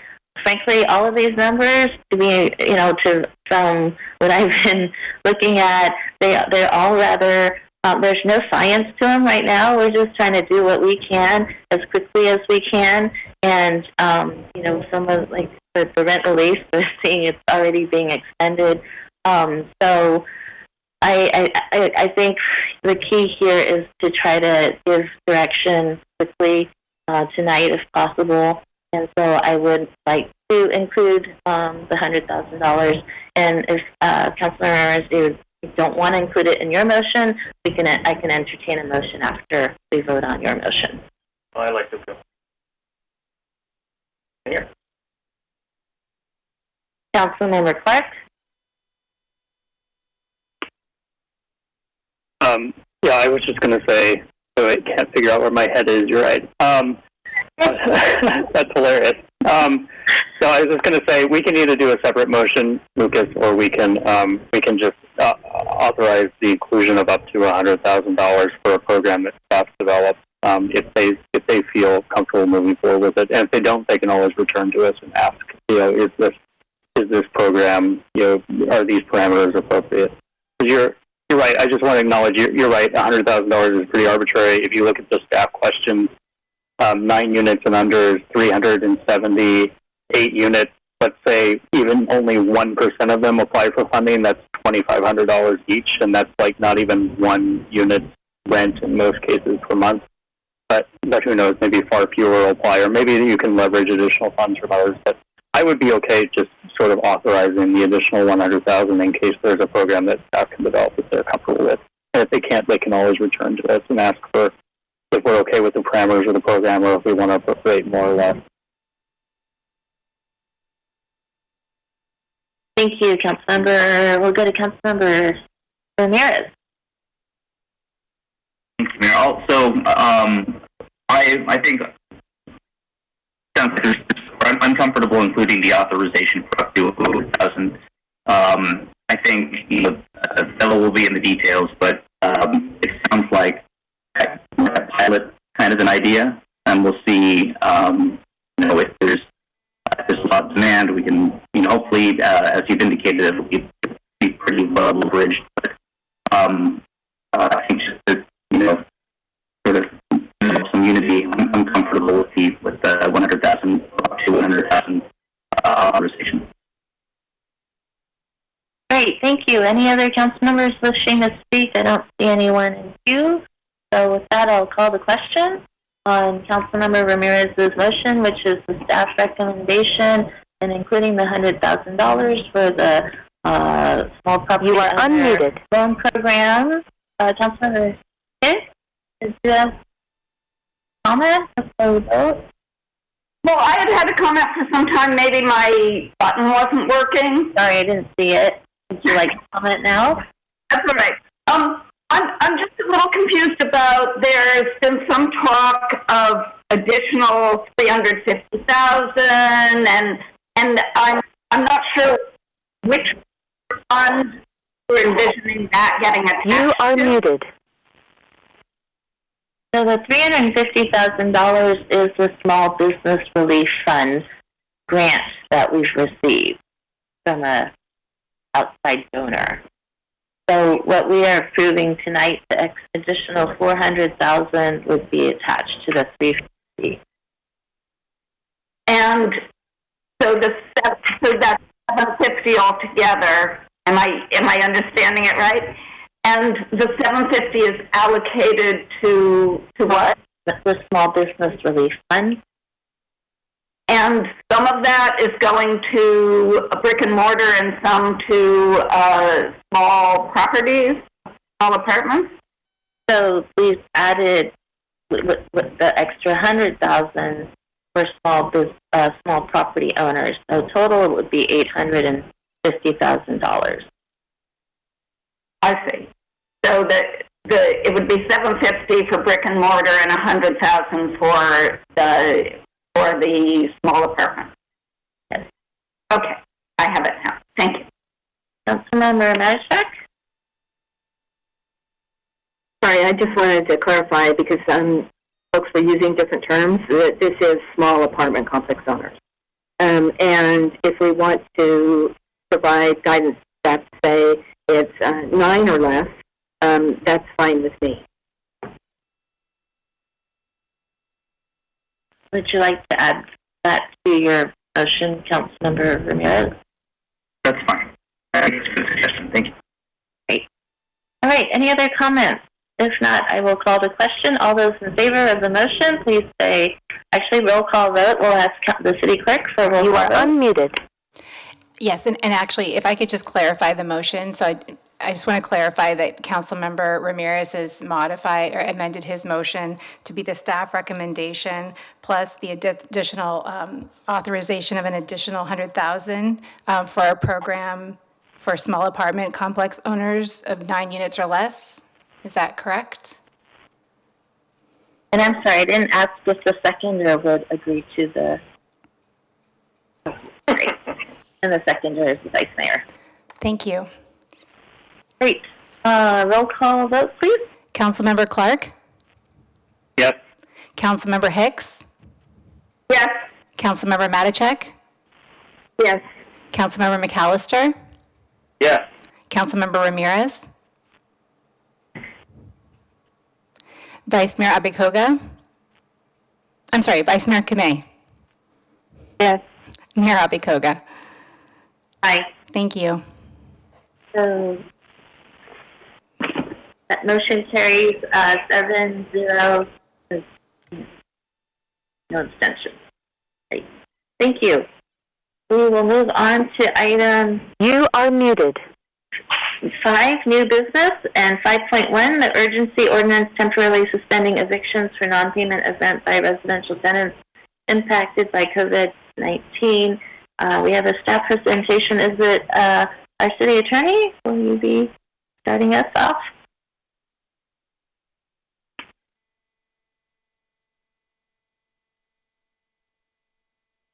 Unmute yourself. Sorry about that. Yes, I believe Kimbra might have wanted to say a few introductory comments, and then I'll give the detailed presentation. Yes, I just, excuse me, I just wanted to briefly introduce this part of it. So due to the rapidly evolving emergency and development since your meeting last week on March 17th, Council requested a confidential memo on the topic of a potential urgency ordinance suspending evictions. And the COVID-19 emergency escalated further since then in the past week. And pursuant to my authority as Director of Emergency Services and consistent with my function as City Manager to place items on the Council agenda, I determined that it was prudent to bring this item forward for Council's consideration this evening. Thank you, Kimbra. And as you all might know, this is a very rapidly evolving area with a new governor's order just having been issued today, which we analyzed quickly.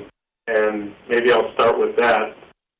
An update on that order, which was received today and issued today, and its impact on Council's consideration of an urgency ordinance. Most significantly, that order does not prevent landlords from issuing eviction notices, but it instead focuses on giving tenants an extended period from the normal 5 days to 60 days to respond to that eviction notice. So it's a very focused order, and the long and short of it is the order today from the governor, taken in conjunction with the March 16th order from the governor, still allows cities to adopt ordinances which suspend COVID-19 related non-payment evictions. The parameters of any ordinance that you consider tonight also must be considered in conjunction with the County of Santa Clara's recent March 24th ordinance, which prohibits residential and commercial evictions as a result of tenants suffering COVID-19 losses. The county ordinance, as you may know, covers all the cities in the county and the unincorporated area. However, it still allows cities to adopt their own ordinances, and to the extent they are more protected than the counties, the city's ordinance controls. And if the city ordinance is silent on an area of regulation, for example, commercial tenancies, and the city is silent, the county's controls. I do need to make some clarifications and corrections about the staff report, which you've all received, based on this rapidly evolving area, and also frankly, some of the challenges of presenting a recommendation in the ordinance with trying to avoid too many choices for council, but still giving a sound recommendation that's both equitable to tenants and landlords. So the first area of clarification which was not addressed in the staff report, was the time period in which tenants must contact landlords to assert their inability to pay. The county ordinance is actually silent on this point, and then the proposed ordinance that you have reviewed, as initially drafted, that allows 30 days for the tenants to notify landlords of their inability to pay. Upon further review and receipt of more information and surveying other city ordinances, and also with the goal of providing more equitable consideration to landlords, staff is now recommending that the period in which tenants must notify the landlords of the inability to pay, we're recommending that to be 3 days, which is analogous to the period that landlords provide tenants with regard to a 3-day notice to pay or quit. That is just a recommendation, but council could stay with the 30 days or shorten that down to 3 days, which is my revised recommendation for this part of the regulation. Second, the city's ordinance as drafted requires tenants to pay back unpaid rent within 180 days of the May 31st expiration date of the ordinance, as opposed to 120 days in the county ordinance. 180 days was initially recommended based on a broad survey of other cities. We looked at many ordinances, but upon further review, to be consistent with the majority of Santa Clara County jurisdictions, and in an effort to provide a more reasonable payback period and equitable consideration for landlords, we're now recommending a 120-day payback period. And I have, for both of those areas that I just described, revised recommendations, and I would be able to read into the record those changes if the majority of council is in favor of those. The remaining significant areas which the city ordinance differs from the county and is more protective, and the main one, which you're all aware of, is the city ordinance would apply to mobile homes, and most importantly, mobile home lots or spaces, because the county ordinance applies only to dwelling units, and that definition does not include mobile home lots or spaces. Second area, which is a little more subtle, but provides more remedies and protections, is the city ordinance offers a local Mountain View mediation program to resolve disputes, as well as code enforcement and administrative penalties, which are based in our Mountain View City Code, and that provides local mediation and enforcement.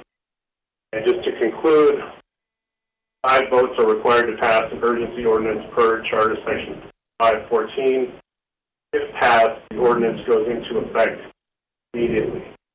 Alternatives to adopting the ordinance would be to not adopt the ordinance or to adopt an ordinance with modified terms. I'm available tonight for questions, along with our special counsel, Karen Tiedemann, who's on the Zoom, and also Wayne Chen in Community Development to answer any questions you might have.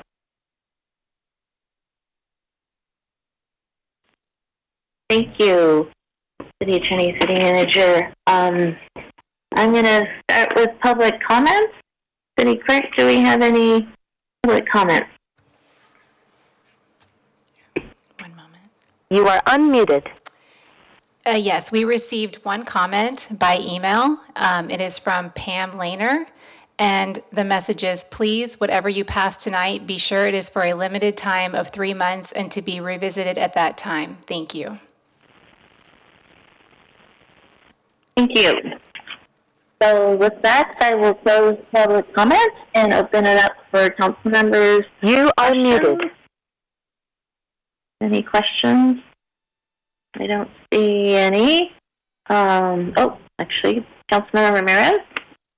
Thank you, Mayor. I wish I'd had a little bit more time to sort of digest this, but can staff, so it looks like we're looking at 120 days for the repayment period. Can staff share what that might look like? So, what the enforcement mechanism would be, and if a tenant, for instance, is unable to make back rent, sort of, how does this look like after 120 days? I guess is a better way to say it. Well, it is an untested program, and I know that we tried to think carefully of first making sure that there was adequate outreach to the rental and landlord community about the ordinance. And also, that's the reason we put in the mediation program to resolve potential disputes. But more than just disputes, that program was designed to facilitate landlords and tenants from perhaps working out a payment program. Again, this hasn't been tested, but you raise a good point. There may be situations where a tenant is struggling to pay a lump sum right on the 121st day. It is a good question, but I think we have efforts, and I would ask Wayne perhaps, because he's kind of on the front lines with landlord-tenant issues, to maybe share some ideas that we had about your question. So Wayne, did you have some more thoughts on that? Sure. Thank you, Christian. I think just to kind of lay out a little bit of framing for thinking through the policy choice. So a shorter period could allow landlords to receive repayments more quickly. A longer period would spread out the repayment over a longer period of time.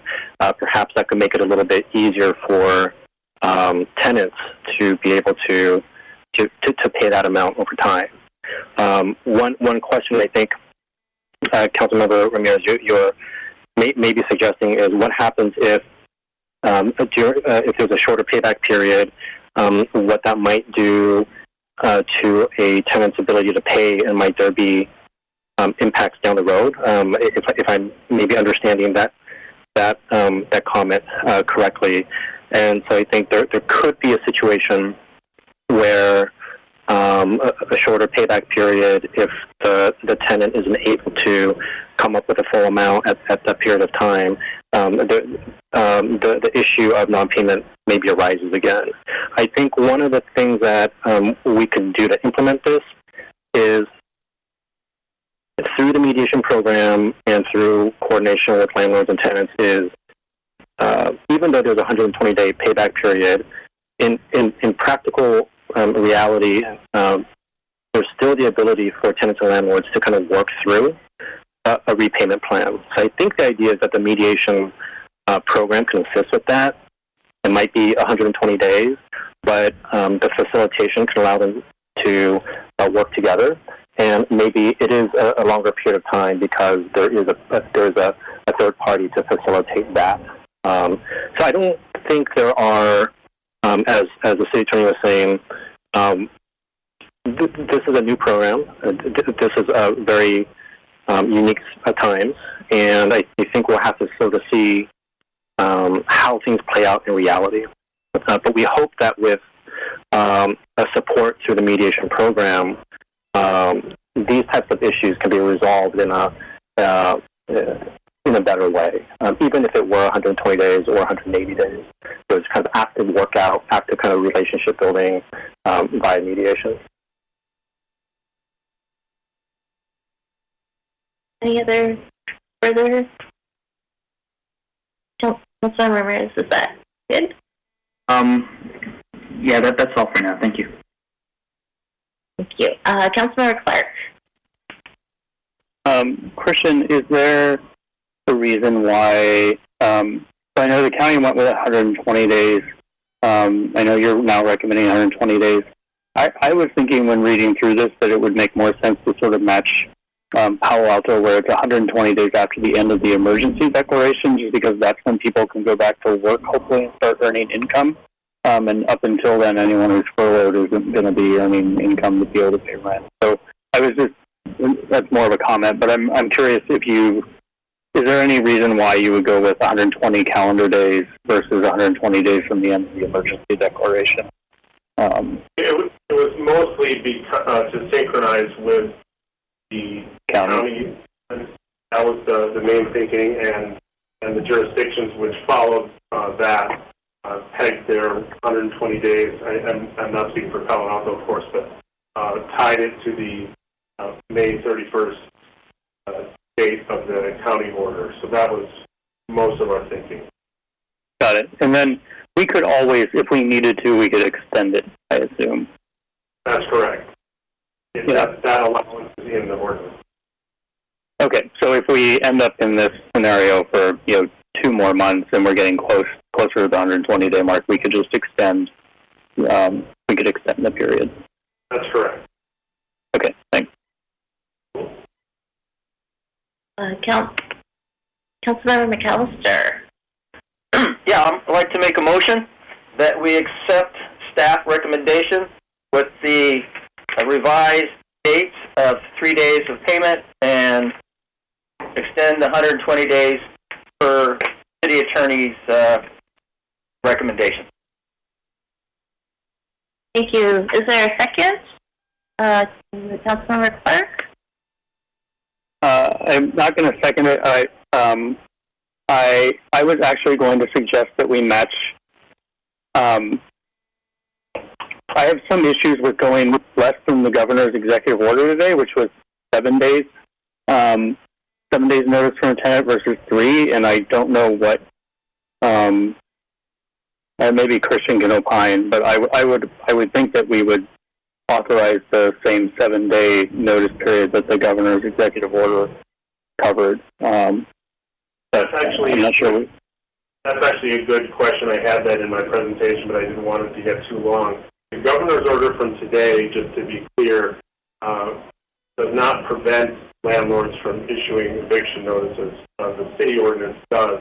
It's a little confusing, but the order from today only extends the response period from the normal 5 days to 60 days for tenants who have been served with eviction notices. And then within that framework, the tenant must inform the landlord within 7 days of rent being due that they're not able to pay because of COVID-related reasons. It's a subtle difference, but the order today doesn't address the same exact situation as the city ordinance before you. But that being said, if there is council support, there is allowance to make it a 7-day notice. But your recommendation on the 3 days, is that 3 days, a 3-day grace period after rent is due, or when is it? 3 days after rent is due, correct. Okay.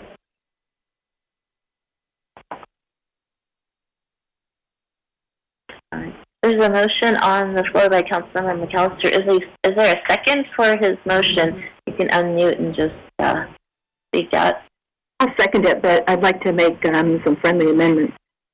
Okay, please go ahead. Oh, okay. So a couple of things. On the top of page, starting on the bottom of page 3, in B, it talks about the documentation that the tenant would provide to the landlord to substantiate why they can't pay the rent. and it says that that is kept confidential. But it seems like we should also allow the landlord to use that information to support any sort of action they might want to take to have forbearance on their mortgage or try to postpone insurance premiums. So I was wondering if we could add that while it's confidential, they could use it just in those two instances to support helping them from a financial perspective because now their tenant is not paying them. Councilmember McAllister, I can't see you. Are you okay with that? I'd just really like to hear if the city attorney understands what you're asking. Yes, let me just repeat. First, that could be added to the ordinance, and I'm thinking of language to the effect of on page 4 at the incomplete sentence that ends in the word ordinance, except such information may be used by the landlord in any action related to, and this is where I might need your comments again, Councilmember Manischek, any action related to forbearance or of their mortgage or any sort of delay in their insurance premium being paid.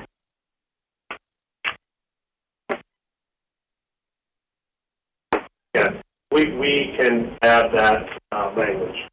And okay. That's fine. Did you have any other I do. direct amendments? Thank you for asking. You know, the discussion that happened just a few minutes ago about the 120 days to repay the rent that was not paid, I do like staff's recommendation to do 120 days. That makes it consistent with the county as well as the commercial property owners who have 120 days. And I guess my hesitation here is I think it would be good to say that there is a repayment schedule unless the parties agree to something different. And they would always have that option, but I feel like I'd like to have some assurance that everyone knows that they have to repay this rent, or they have to pay the rent eventually, and that there is the expectation that it's paid in a timely fashion. I think, you know, in looking through this whole proposal, my goals are to have it as simple as we possibly can have it, and as consistent and not conflicting with other orders or rules that are out there, and also just to make it very clear. And I think adding something about, you know, the exact terms of any sort of repayment plan can be agreed to by the landlord or the tenant, but if one is not agreed, then we have a default in there, something like it's paid in equal payments over the 120 days. I'm sorry. Yeah.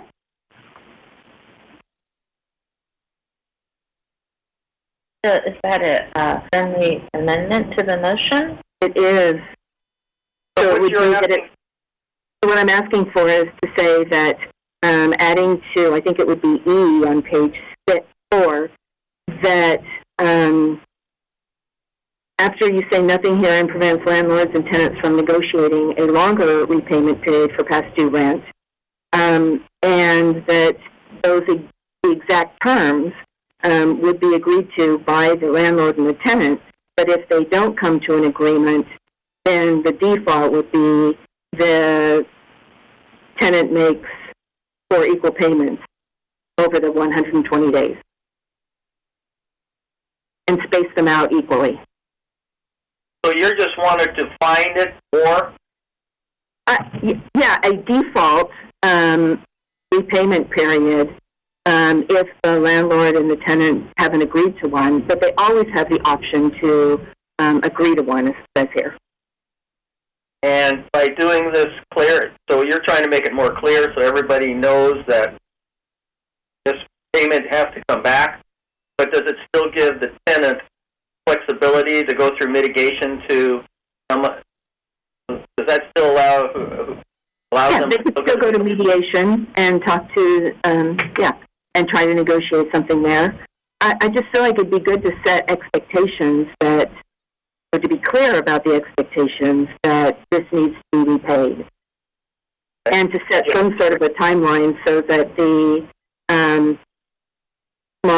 property owner kind of can make their plans for when they'd be getting that money. Yeah, I just wanted to clarify, and you're probably aware of this, the preceding sentence, it actually has an absolute requirement. It says, tenant benefiting from this ordinance shall pay the outstanding rent due within 120 days of the expiration of this ordinance, which is the May 31st, 2020 deadline. So there is an absolute. Are you just looking for allowance of working out payment terms? Because right now it is an absolute, you must pay.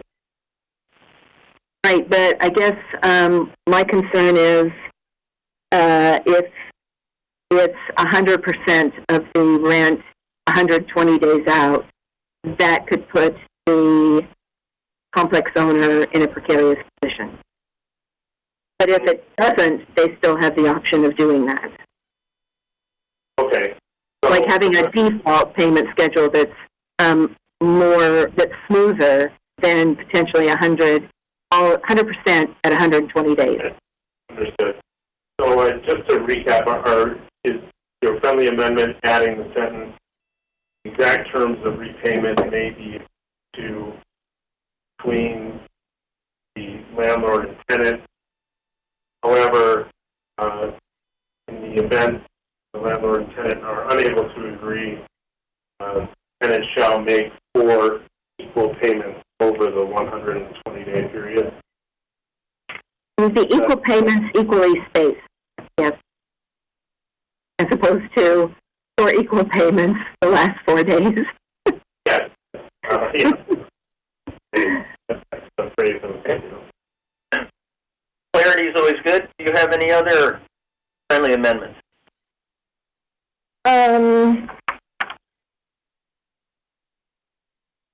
I think that is good. I kind of feel like I am trying to, like I said, make this clear, and I think it would be great if this was a unanimous vote tonight. And so I do want to hear from others if they have other things that they would like to see changed in this. Because, again, I would like this to be a unanimous vote if we can. Yeah. So I would like also an unanimous vote, and I also like to stay along with Councilmember Clark. Let's try to be consistent as much as possible with the county. I think it would be easier for all tenants throughout the Bay Area or Santa Clara County to know that there's consistency. And so some of the major things, your amendments I don't think would be changing it much. It just gives clarity, but the basic timelines are very important that we try to keep somewhat continuity with that. So I'll be glad to hear what other council members have to say. We have some in queue, so I'll go to Councilmember Ramirez. Mayor. So first, some questions for the city attorney. So I want to make sure I understand some of the friendly amendments. What it sounds like is the city ordinance would impose an obligation to pay a portion of the back rent prior to the 120-day repayment period. And that sounds inconsistent with the county ordinance, which doesn't have that imposition. So because it strikes me as sort of less tenant-friendly, the county ordinance would override any provision that would impose an obligation to pay some of the back rent prior to the expiration of that 120-day period. Is that correct?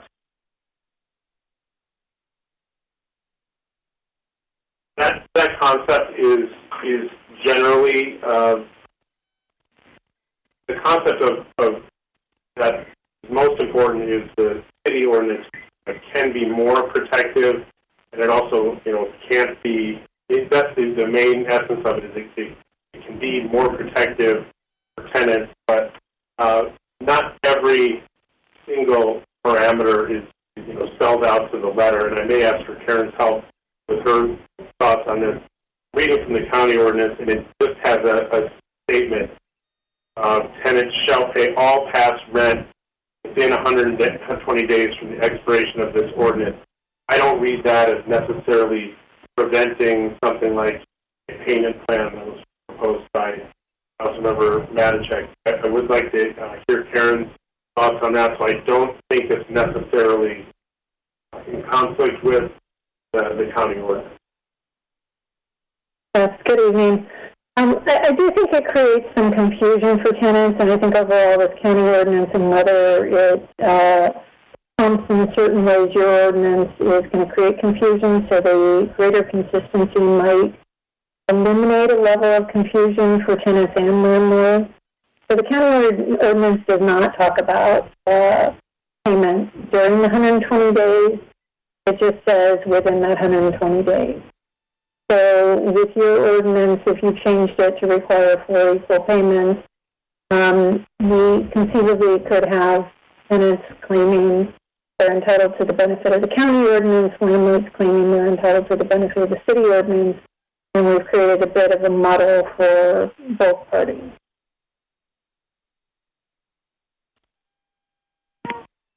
So I think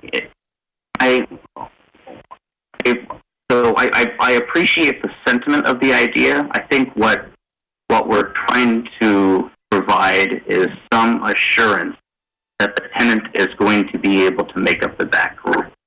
And I think that's very important because, as I think several councilors have mentioned, a moratorium on evictions is not the same thing as a rent holiday, right? That you are still obligated to pay your rent. I think we need to be mindful of a scenario in which somebody who is incapable of making the back rent, just at the expiration of the 120-day repayment period, fails to and is evicted. I think that's where the rent relief program comes in. There are other things we do to address that.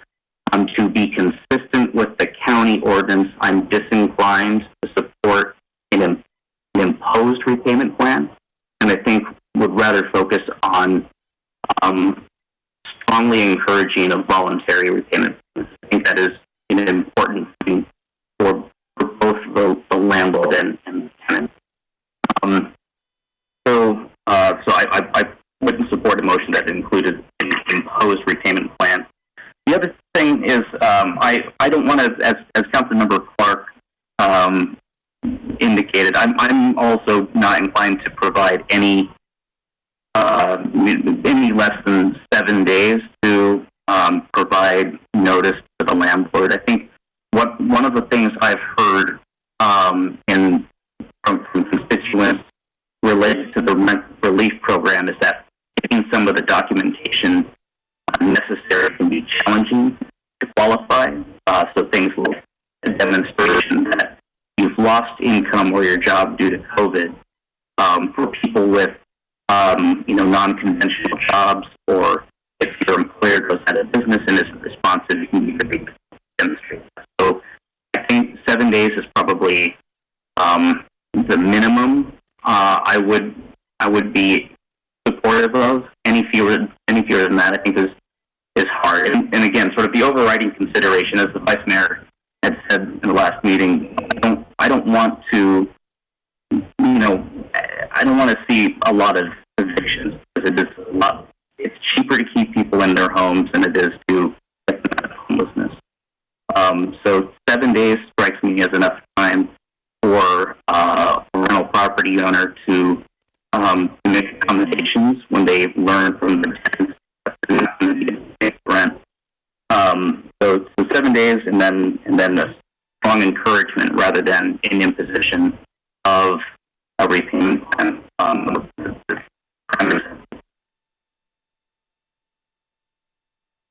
going to jump in to respond or to clarify that. I thought it was 3 days for noticing, but then extra time to present the verification of hardship. Is that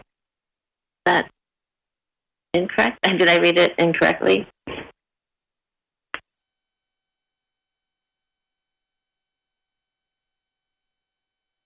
It would be 3 days after the rent being due and provides documentation. So it's the same 3-day deadline for both, so to speak, the notice and the documentation. Okay. All right. Thank you. Move on to Councilmember Clark. Yeah. So, Christian, so what does the county require in terms of that notice period, or are they not clear on it? I'm trying to figure out where most people land. It's actually one of the more confusing parts of the county order, and I'll let you just read it to you. It says county ordinance requires landlords, when serving notices of eviction, to notify tenants of their rights under the ordinance and of emergency services programs, but is silent as to when the tenant must notify the landlord of their inability to pay. So it was a rather confusing way that the county has stated it, and they don't have a time frame in which the tenant must provide the information or the notice they can't. Yeah. Okay. So I would say I generally agree with Councilmember Ramirez. So I do appreciate the sentiment of trying to avoid situations where someone pays the entire back rent on, say, 119. But I care much more about not being the only city in the county that requires equal payments. Like I really want us to be consistent across the county, and frankly, some people might start working again in day 60 instead of day 30, and be trying to earn as much as they can to pay that back rent. And instead of having stable incomes over this period and being able to make equal stable payments over that 120 days. So I don't think we should be more prescriptive than the county on that. I'm fine with being very explicit that we are encouraging tenants and landlords to come up with voluntary repayment plans as opposed to just not doing that. So if we want to make that explicit, that we're strongly encouraging that as the best path forward, then I'm fine with that. But I don't think we should be imposing arbitrary equal repayment plans that no other city or county, or at least the county hasn't, or the other cities, to my knowledge, haven't done that either. So I just want to be consistent. And then I agree, if we're requiring people to provide notice and documentation that backs up that notice of their inability to pay, then I'd be more comfortable with 7 days. Just because if you think about it, April 1st is coming up very shortly. People are probably going to, there are still layoff notices going out, in the next few days, and just having people needing to give notice by next Friday after this is just going to take effect tonight, I think I'd just be much more comfortable giving people that same 1 week, that 7-day period that they've probably read in the executive order, even though it's confusing. Those are my comments. Thank you. Councilmember Manichek? Thank you.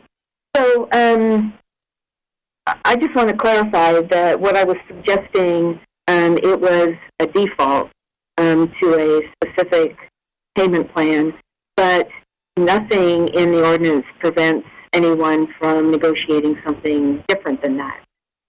But I'm okay if we want to change it to something that is stronger about that they do need to come up with some sort of an agreement so that the landlord and the tenant understand what the situation is and kind of what to expect. I feel like during this time when everyone is struggling, we might have different struggles, but everybody's struggling. that good communication and setting expectations and having a good understanding of where we all are is helpful to both parties.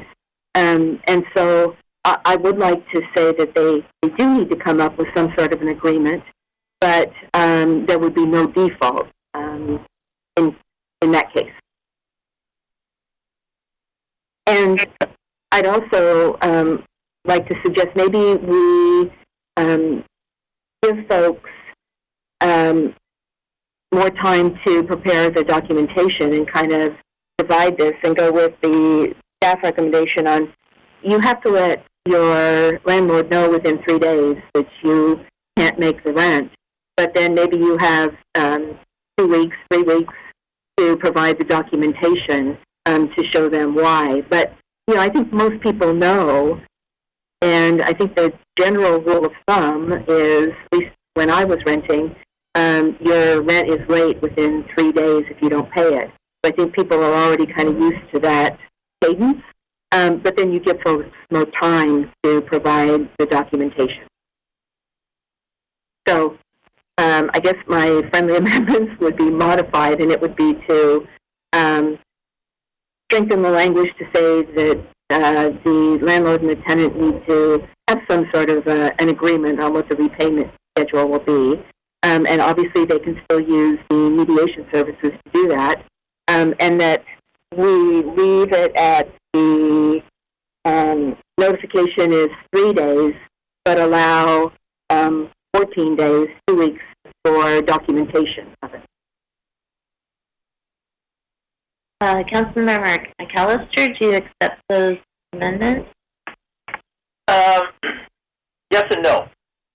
So the defining of the default, I'm glad that was taken off. And that in the sense of trying to get consistency throughout the area and try to minimize the different forms, I go along with Councilmember Clark, and I think we should go with what the governor says so that we have people look, what are they doing? So I would go with 7 days and emphasize the stronger payment, as Councilmember Lucas said, regarding those. So is that 7 days for notice and 7 days for documentation? It's 7 days notice. So the tenant has to give within 7 days. They have to pay their money, and then was there a specific timeline in the ordinance? Was it 14 days or? If I can clarify, I think what that issue is, you want to allow require tenants to provide 7 days notice that they can't pay the rent and show documentation within that 7 days, or I believe Councilmember Matichak was suggesting give them 3 days to tell the landlord, I can't pay the rent, and then allow 14 days to get the supporting documentation together. I believe that's what Councilmember Matichak was suggesting. So there's two kind of components to the notice. I can't pay, and then here's the documentation that shows why. But could that be done simultaneously, though, right? Oh, it can be simultaneously. You could separate it, though. Okay. Yeah. So, I just want to ask a question. I've been raising my hands during this discussion and the next one, and it seems like it doesn't register. I'm not seeing your hand up. Yeah, that's so, I don't know. I'll just raise my real hand when I raise my hand. It's been on for like 45 minutes. Apologies. I haven't seen your icon go up. So I have Councilmember Clark next, and then I'll go to you, Councilmember Hicks. But let's go back to Councilmember McAllister. If you decided what you want to include in your motion? I want the motion to be the 120 days, 7-day notice, 14 days to, Karen's got a caddy. Okay. 120 days, 7-day notice, 14 days from the first of the month to gather information. Is that what we were? Was that what's in there, City Attorney? Yes, it's not necessarily the first of the month. It would be 7 days. Put your motion into a scenario, it would be tenant has to notify the landlord within 7 days of their inability to pay the rent, and then they have 14 more days to provide the supporting documentation. So that could take them up to. Okay, so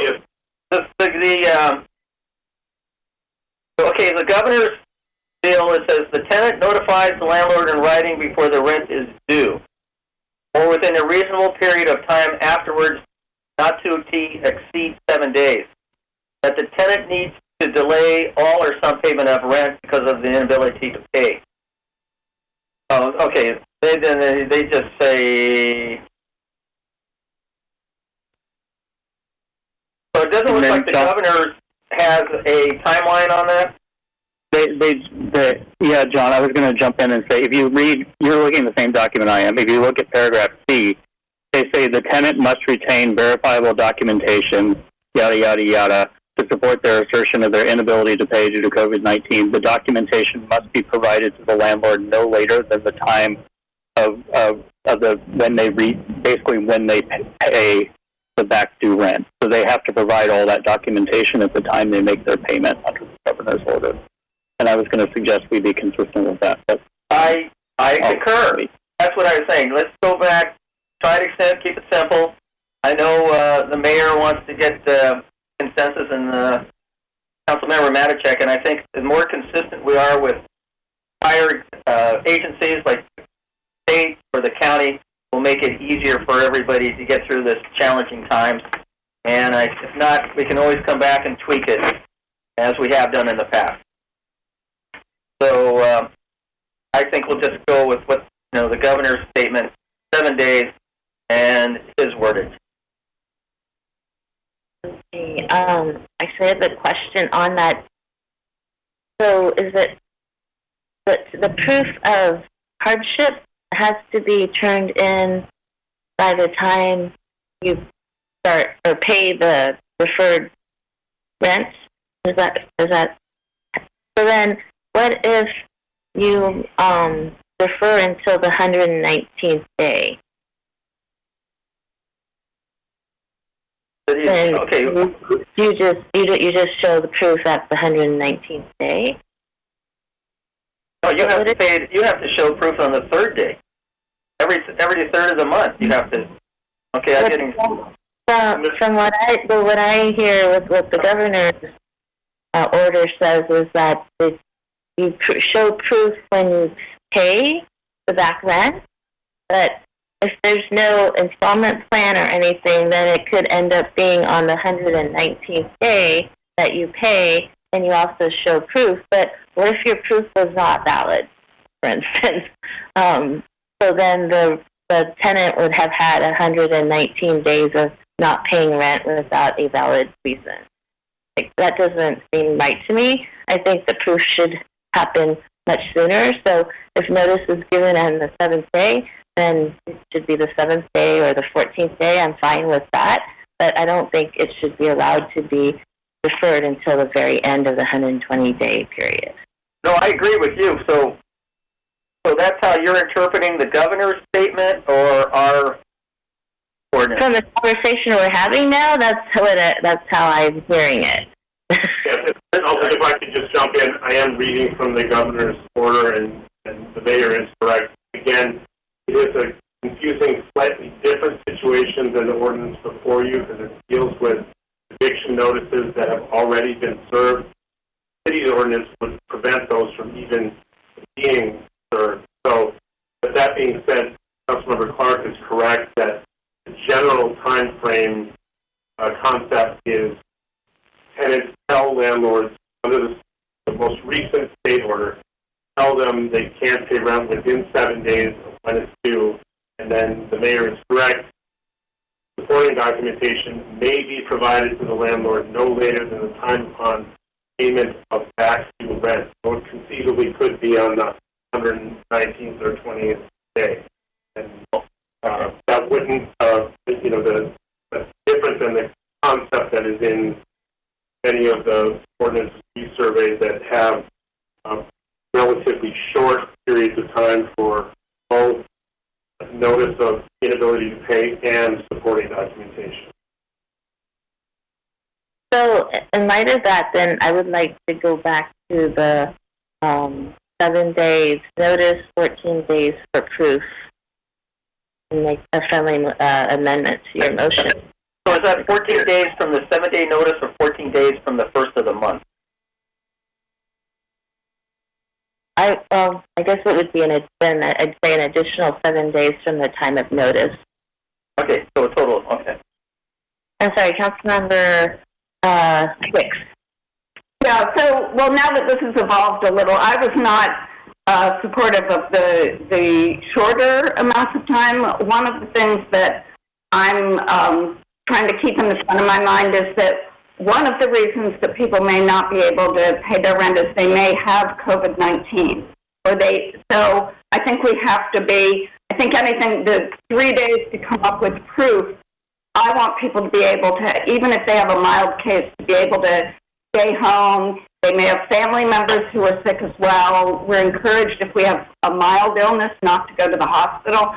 Well, I just want to keep in the forefront of our mind why people may not be paying the rent.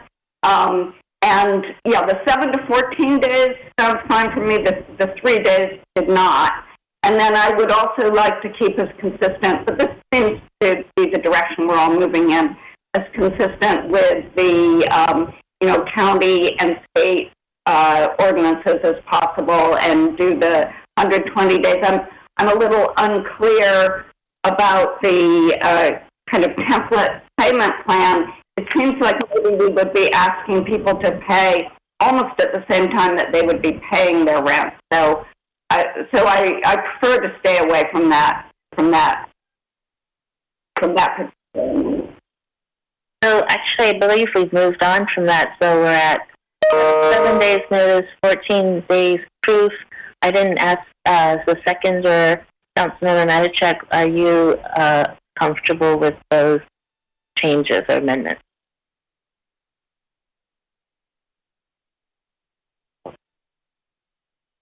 There you go. Oh, sorry. I thought I unmuted me. Yes, I'm okay with that because actually that was a later proposal I made that we just never acted on. So yes, I'm fine with it. But I think when John summarized his motion, he forgot one thing, and that was to strengthen section E on page 4. Just saying that they do have to come to an agreement on some sort of repayment schedule. So that's part of the mitigation. So that's already included, but they could come. Mediation, yeah. No, I don't think it is. Are you looking at E? Can clarify. On page 4, top B, is where you were adding words? E is in Edward. Oh, E is Edward. Check is proposing to add a requirement at the end of section E that would say tenants and landlords must agree to a payment plan for the repayment of the past due rent. That's what I'm hearing. Yeah, I thought that's what folks said, that we could strengthen it a little bit, but not have a default, and that folks were okay with that. Okay, yeah. This emphasizes that we expect fairness on both sides. If they come to an agreement, it might not be fair to both sides, but it's an agreement. That's what we hope for. Okay. Yeah. Great. And then move on to Councilmember Ramirez. Just for I guess section E, if we do require an agreement, how would we enforce that, and what would happen if no agreement is made?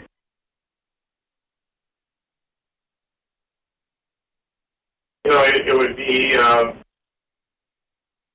It is a new area. It would be difficult to enforce other than, I mean, one idea is to notify, maybe have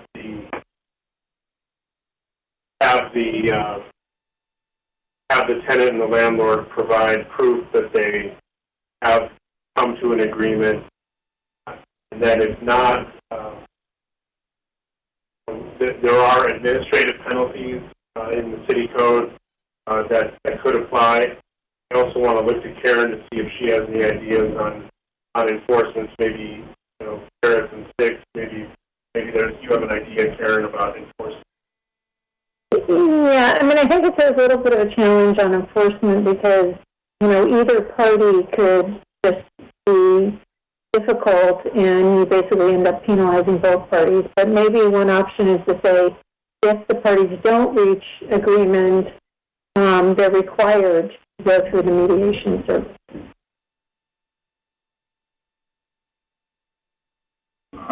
My strong preference would be to keep it voluntary. I think if we're trying to keep this pretty low, I don't know if we want to take on the administrative burden of enforcing, agreements between landlords and tenants.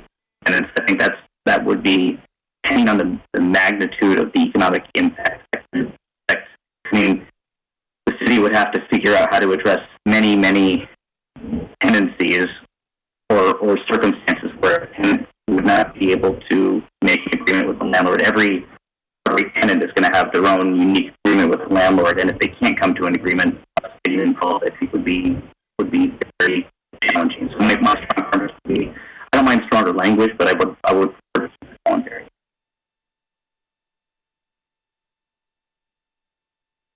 You are unmuted. Councilmember Clark? Yeah, so I was just going to say, You are again, muted. I appreciate the sentiment.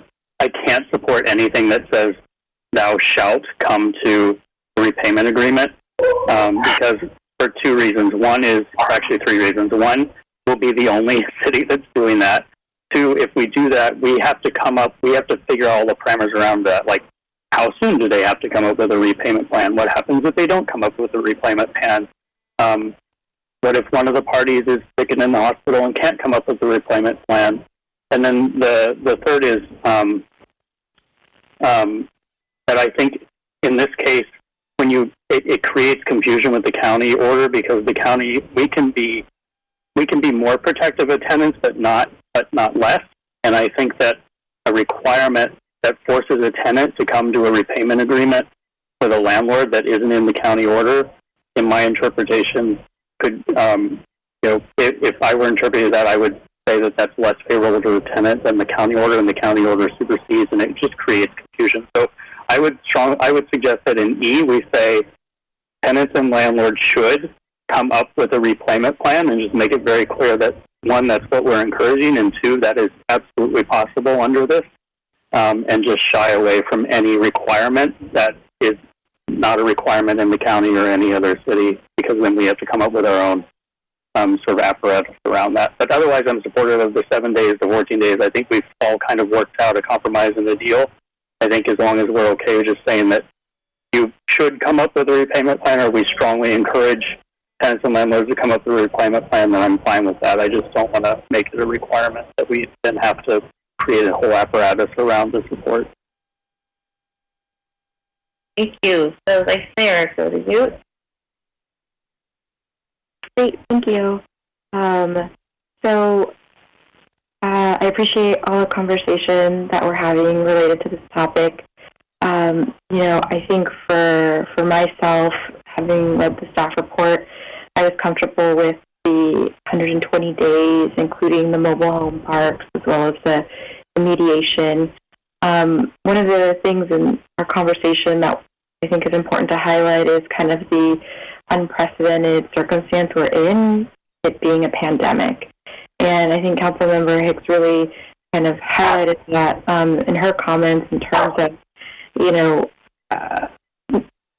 we have extenuating circumstances where folks just might not be able to adhere to the regular type of notification processes because their family or themselves are affected in some way that prohibits them.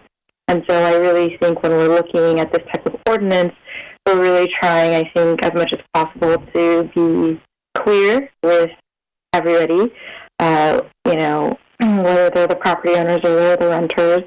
And I think that being consistent, as has been mentioned, is something I do want to highlight. I think a lot of the questions that I have received are about confusion and not being clear on where the city is compared to the state or the county.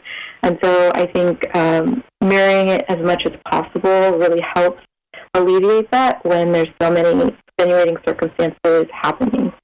So I don't feel necessarily struck with the enforcement issue. I agree with Councilmember Clark that it could be a should or a shall. I think the most important thing is to keep people stably housed right now, and hopeful that they would act in good faith. So I don't know if the motion maker is comfortable with that type of language, but if they are, I'd be happy to support that. But anything that's stronger than that type of language, I think, kind of defeats the purpose of trying to do the urgency ordinance, which is to try to protect people and make them feel like, amongst all the other things that they're worrying about, they don't have to worry about their housing. Thank you. Yeah, Vice Mayor, I'd just like to concur. We still want to have empathy for everybody. We need to have a lot of empathy because we really don't know where we're going. We have a lot of new territory, and we want to be flexible as possible, but we still want to give some guidelines to keep some kind of normalcy as we go forward. So I think what Councilmember Clark said is that we would make sure that the sentiment is somewhere along the line you need to pay it. Take care of that. So I would take my motion would be the 7 days. We add a line in there. On the top there on B, where Councilmember Matichak wanted to add some language there. Go down and then put in there on 7E that we strongly encourage that landlords and tenants. And if I can get a nod from either Lucas or Chris, somewhere along the lines saying we strongly encourage that you come to a mutual agreement as soon as possible. Is that safe? So I got Chris giving I got Lucas giving me a thumbs up. So that would be the motion. And I got a smile from Vice Mayor. And the mayor's mute. Councilmember Matichak was the second juror, and she's in queue, so I'm going to go to her and ask her if she accepts the... Yeah, if that's what folks want to do, that's fine. I am concerned about the smaller complexes where if they have everyone in their complex not paying rent for a long period of time, we're going to have some unintended consequences of this. So I think it bolsters the action we took earlier tonight to say we need to look at having funds available for the small complex owners who find themselves in a situation like this, whether it be a low interest, no interest loan. I think that program is going to be very important to complement this. Great. Thank you. I don't see anyone else in queue, so with that, you are unmuted. We'll call the question. I just want to interrupt. Just for the sake of clarity, I would like to propose reading back the motion as I understand it. It would be the revised staff recommendation, and just to be clear, that would be changing section 2E on page 4 to change the day to 120 days, and then add a sentence at the end of section E as follows. Landlords and tenants are strongly encouraged to enter into a mutually agreeable repayment plan for the past due rent. And then another change consistent with the revised staff recommendation in section F below that 120 days. And then going back to page 3, section C, for the time period, in the 1, 2, 3, 4th line would say 7 days after the rent being due, and then insert the phrase, within 7 additional days, provide documentation evidencing the loss of income. And then one further change to section B as follows. Any documentation provided by the tenant to the landlord shall be kept in confidence, and we're going to add except for landlord's use of such in any action related to forbearance, mortgage relief, or delays in insurance proceeds being paid. And then we can fine tune that language. And then see if that is. Aaron, did I get anything? Okay, just wanted to read that to the group. So that's how I understand the motion. Thank you. And I have Councilmember Clark. Yeah, I was just going to suggest a minor tweak on the 7 and 14 days, the 7 and 7. If you do 7, totally agree with 7 days from when the rent is due for the notice period, but if you do 7 days from when you give the notice to provide documentation, you create an incentive for people to wait until the very last, to wait until the 7th day to notify the landlord they're going to miss rent, because then they have even longer to provide the documentation.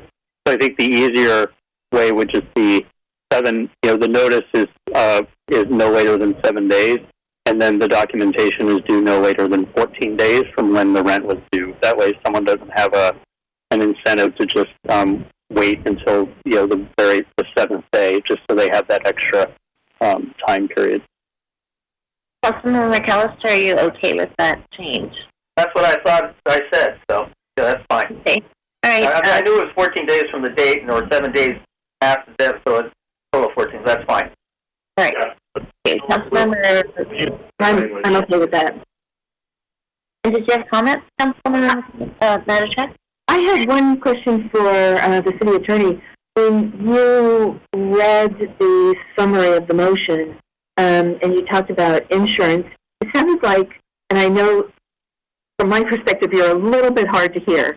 Did you say proceeds or payments? It sounds like you said proceeds. Maybe it's good. I'll get the phone closer to me. I'm actually going through my phone on this. My desk phone, so I put it a little closer. Maybe I could use some clarity on the insurance concept for that. Yeah, so I think I said insurance payments.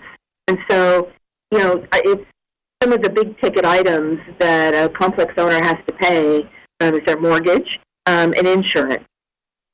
So it wasn't insurance proceeds, it was insurance payments. Yeah, I got it. I'm sorry, I misspoke there. So it would be action for forbearance, mortgage payments, or insurance payments. Correct. Thank you. Thank you for the clarification. Councilmember, anyone else wishing to speak before we take the vote? If not, I'll call the question and we'll take a roll call vote, please. Councilmember Clark? Yes. Councilmember Hicks? Yes. Councilmember Matichak? Yes. Councilmember McAllister? Councilmember McAllister? You're muted. Can you? Sound like an operator. No, I think I'm glad to get this motion passed. I think it's going to at least people give a sense of direction and give them some clarity. And yes. Thank you. Councilmember Ramirez? Yes. Vice Mayor Kamei? Yes. Mayor Abikoga? Aye. Thank you. So motion carries 7-0 with no abstention. Thank you. Thank you very much, everyone. This leads to actually item 6, adjournment. And we are adjourned at 9:09 p.m. And our next regular city council meeting is currently scheduled to be held on Tuesday, April 14th, 2020 at 6:30 p.m. unless there's further notice. So thank you all again for joining in this evening and for bearing with us. And thank you to Roger and Lisa for getting the Zooms all together for us to be able to hold the meeting. Appreciate it, and thank you all staff. And have a good evening, have a good weekend, and please. Mayor, can I say something before we adjourn? Sure. I think we lost him, but I wanted to wish Councilmember McAllister a happy belated birthday. I don't know if he can hear us, but I just wanted to do that, since we don't get to celebrate in person. Yes, unfortunately, we don't have an ice cream cake this evening, but happy birthday to Councilmember McAllister, if you're still around. There we are. Yay! Happy birthday! Thank you.